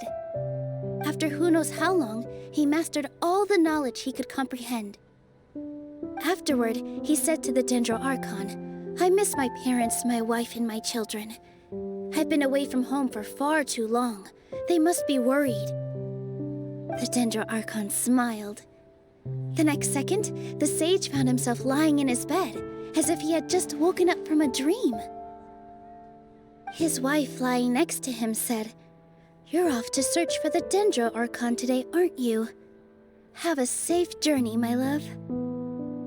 In the end, the first sage took care of many disasters in Sumeru City and founded the Academia. What a happy ending. So, the first sage was dreaming ever since the beginning of the story? He never went on his journey? Yes, but his faith and determination were conveyed to the Dendro Archon, so she blessed him in the form of a dream. Paimon understands where you're coming from now. That's a really interesting connection. But we really gotta wake up soon, like the sage in the story. I see. Well, it just so happens that today's Sub-Zeru's festival is almost over too.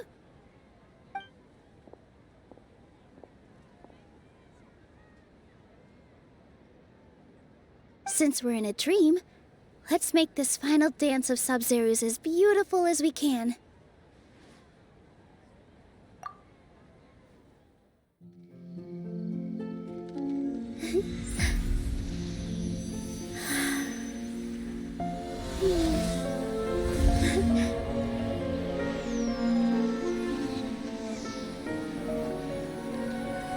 The wait is over, everyone. I dedicate this to our god, the Dance of Sub-Zerus.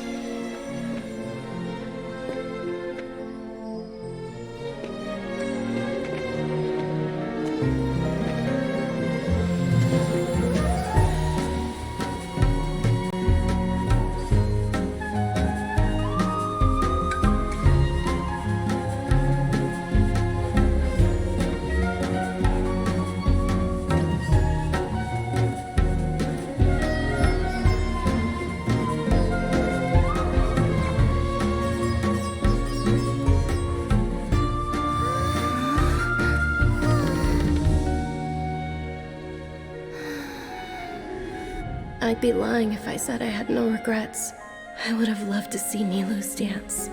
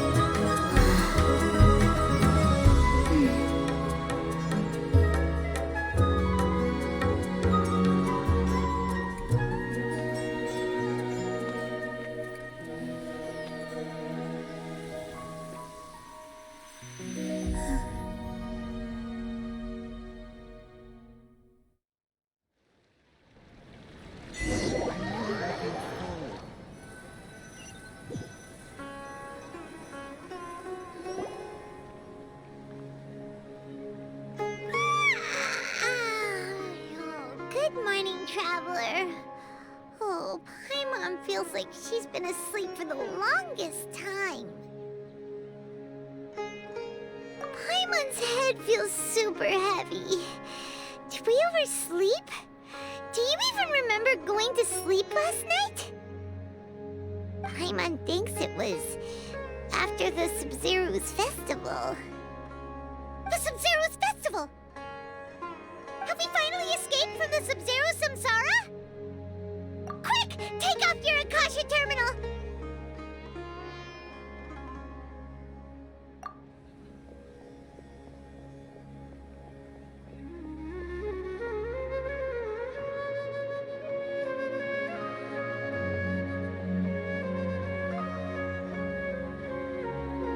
She's not in her room. What happened? Huh? What usual spot?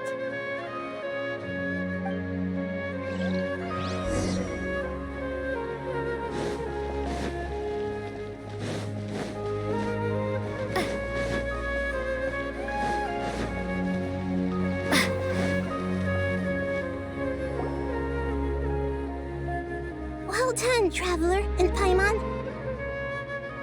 And thank you, Dunyarzad, for organizing the Sub-Zero's festival for me. I'm sorry, who are... Dunyarzad! You're okay! Oh, don't scare us like that! Oh, Traveler Paimon. I have something amazing to tell you.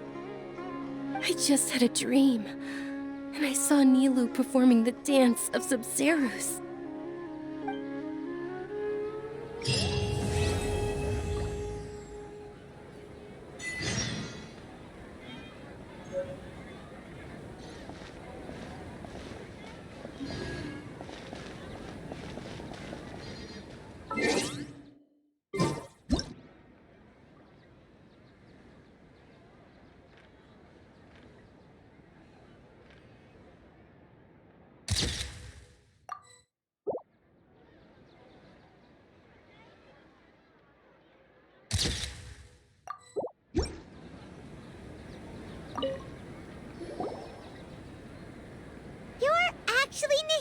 Aren't you?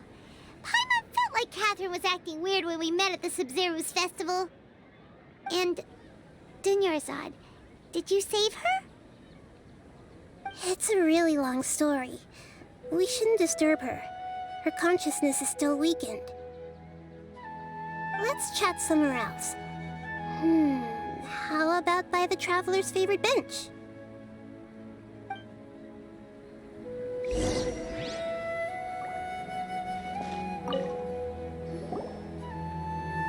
What's going on? Why are you two so excited to see me? Hasn't it only been a night? It's actually been much longer than that. Oh? Strange. Was I really asleep that long? No wonder I have such a headache.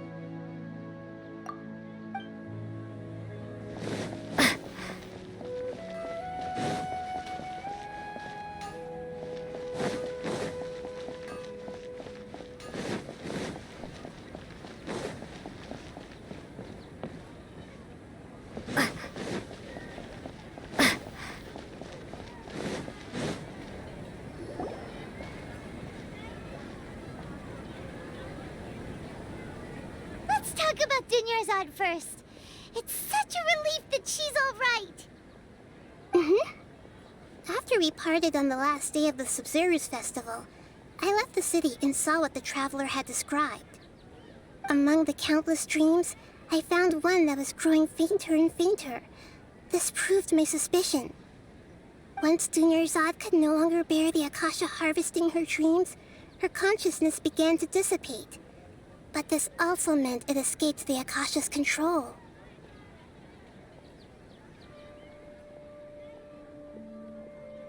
Such a small fragment of consciousness can't last for very long, though. It will return to its original dream, where both will gradually fade until they completely disappear. I used all the power I had to keep her dying dream alive as long as possible, but it still wouldn't have lasted for much longer if it hadn't been for you two breaking the samsara. So it looks like we did manage to save Dunyarzad in the end. Not a moment too soon. Huh? Why are you two smiling so happily? I thought you'd be so moved that you'd start crying. I need to spend more time observing human emotions. Both are fine. Everyone reacts differently. Alright, you two must have a lot of other questions for me, right? After all, you saved my faithful believer.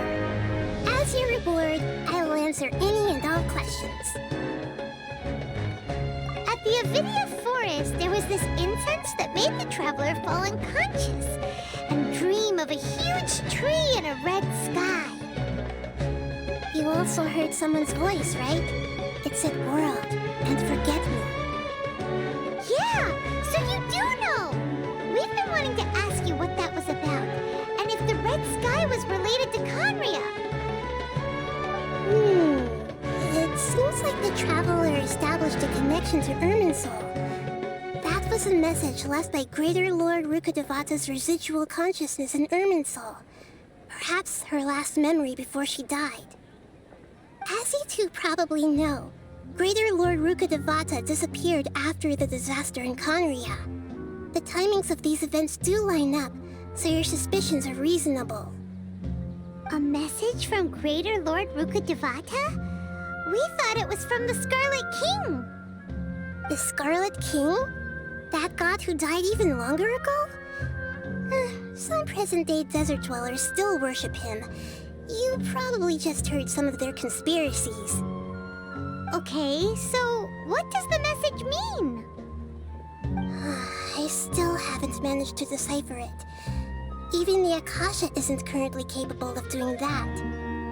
Greater Lord Rukkhadevata's residual consciousness in Irminsul seems to be contaminated with something that has a very dangerous aura to it. Many devoted scholars go mad as soon as they connect their consciousness. I've warned the academia about this many times, but people still keep falling victim to it.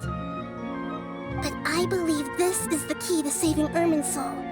That's why I've kept trying to decipher it. So the tree in the vision was Irminsul? Oh, Tainari also said that Irminsul is sick! Is it because of the contaminated consciousness? But even if you can't figure out what that vision was all about, it seems like our search for you was all in vain. The traveler wasn't affected after coming in contact with that consciousness. I've never seen anyone like that. With you here, we may have a chance at deciphering it. No, we must decipher its secrets.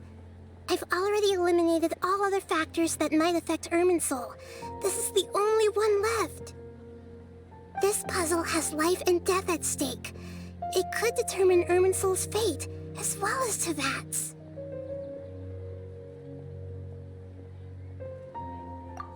To be accurate, I'm using the Akasha as a medium to occupy Catherine's consciousness. How did you do that? Poor Catherine. Does this mean you can also occupy other people's consciousnesses? Theoretically, I can enter anyone's mind as long as they're wearing their Akasha terminal. The Akasha is the legacy of Greater Lord Rukkhadevata. As Lesser Lord Kusanali and the first Akasha terminal, my consciousness has always been linked to the Akasha. I've always respected my people's free will, so I've never actually occupied their consciousness. When necessary, I just borrow this bionic Snezhnayan puppet.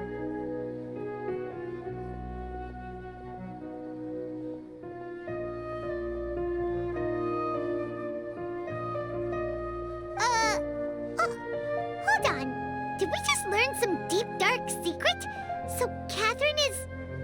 No wonder Paimon felt something was off about her. What about your own body? Why do you need to borrow other people's?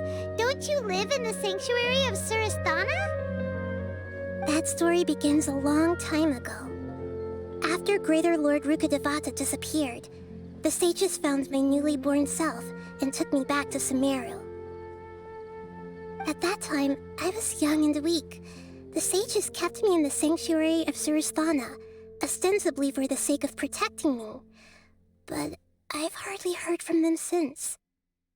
However, I do understand that they had hoped to find Greater Lord Rukkhadevata instead of me, a symbol of her passing. So, the sages basically put their new Archon under house arrest? How dare they! Why don't you teach them a lesson, Nahida? In some ways, they aren't wrong. Greater Lord Rukkhadevata was omniscient and omnipotent.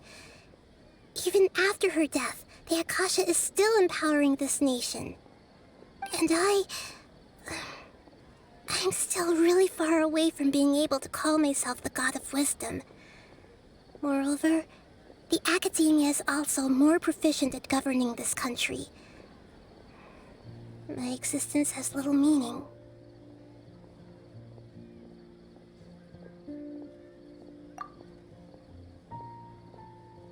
Yeah, you got a lot of believers. Just look at the Sub-Zero's festival. Everyone who showed up truly loves you. Thank you for the kind words. But I honestly don't need physical freedom as long as I can connect my consciousness to the Akasha. Trying to find a way to save Irminsul is my life's mission and top priority. I will work on that, and try to live up to being a deity in the meantime.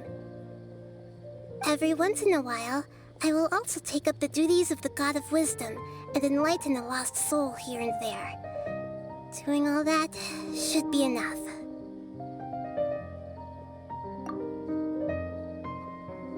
There's never been any big problems with the Academia's governance of Sumeru. This is the first time I've seen them step out of line. I wonder what caused them to go down this path, and what they hope to achieve. Even though the city's residents haven't noticed anything strange, if the Traveler hadn't broken the Sub-Zero samsara, the situation could have become dire.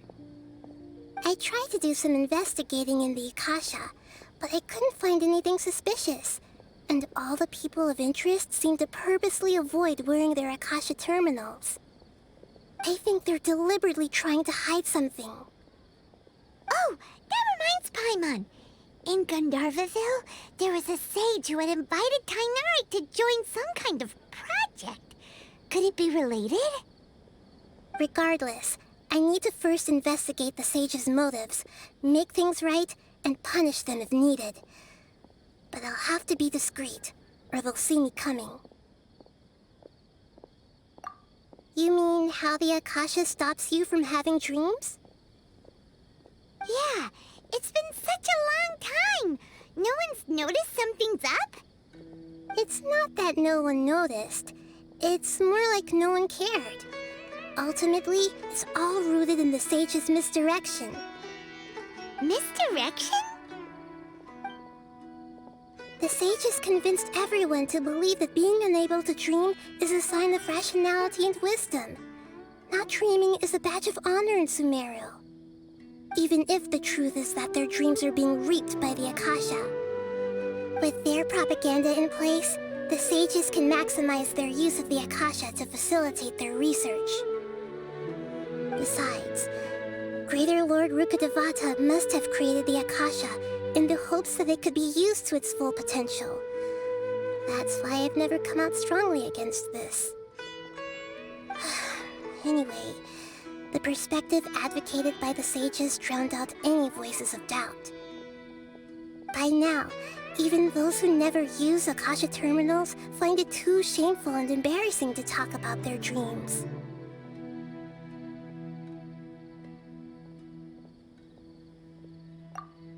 Got it. I hope my answers were satisfactory, seekers of knowledge.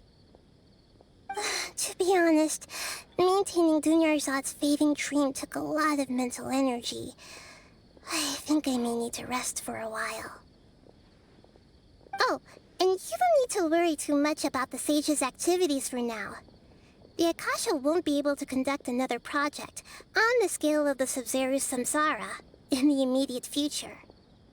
Go and get some sleep. Leave everything to us. What a relief.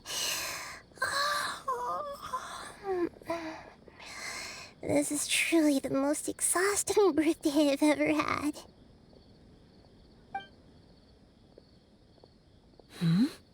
Traveler?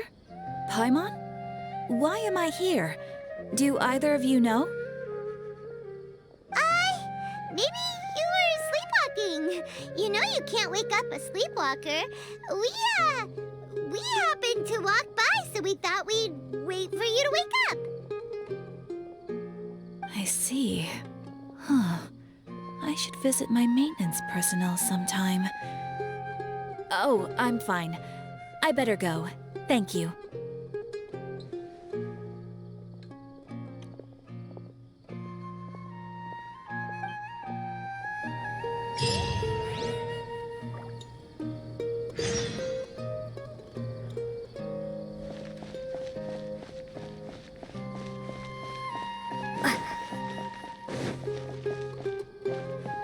Ad Astra Abyssosk.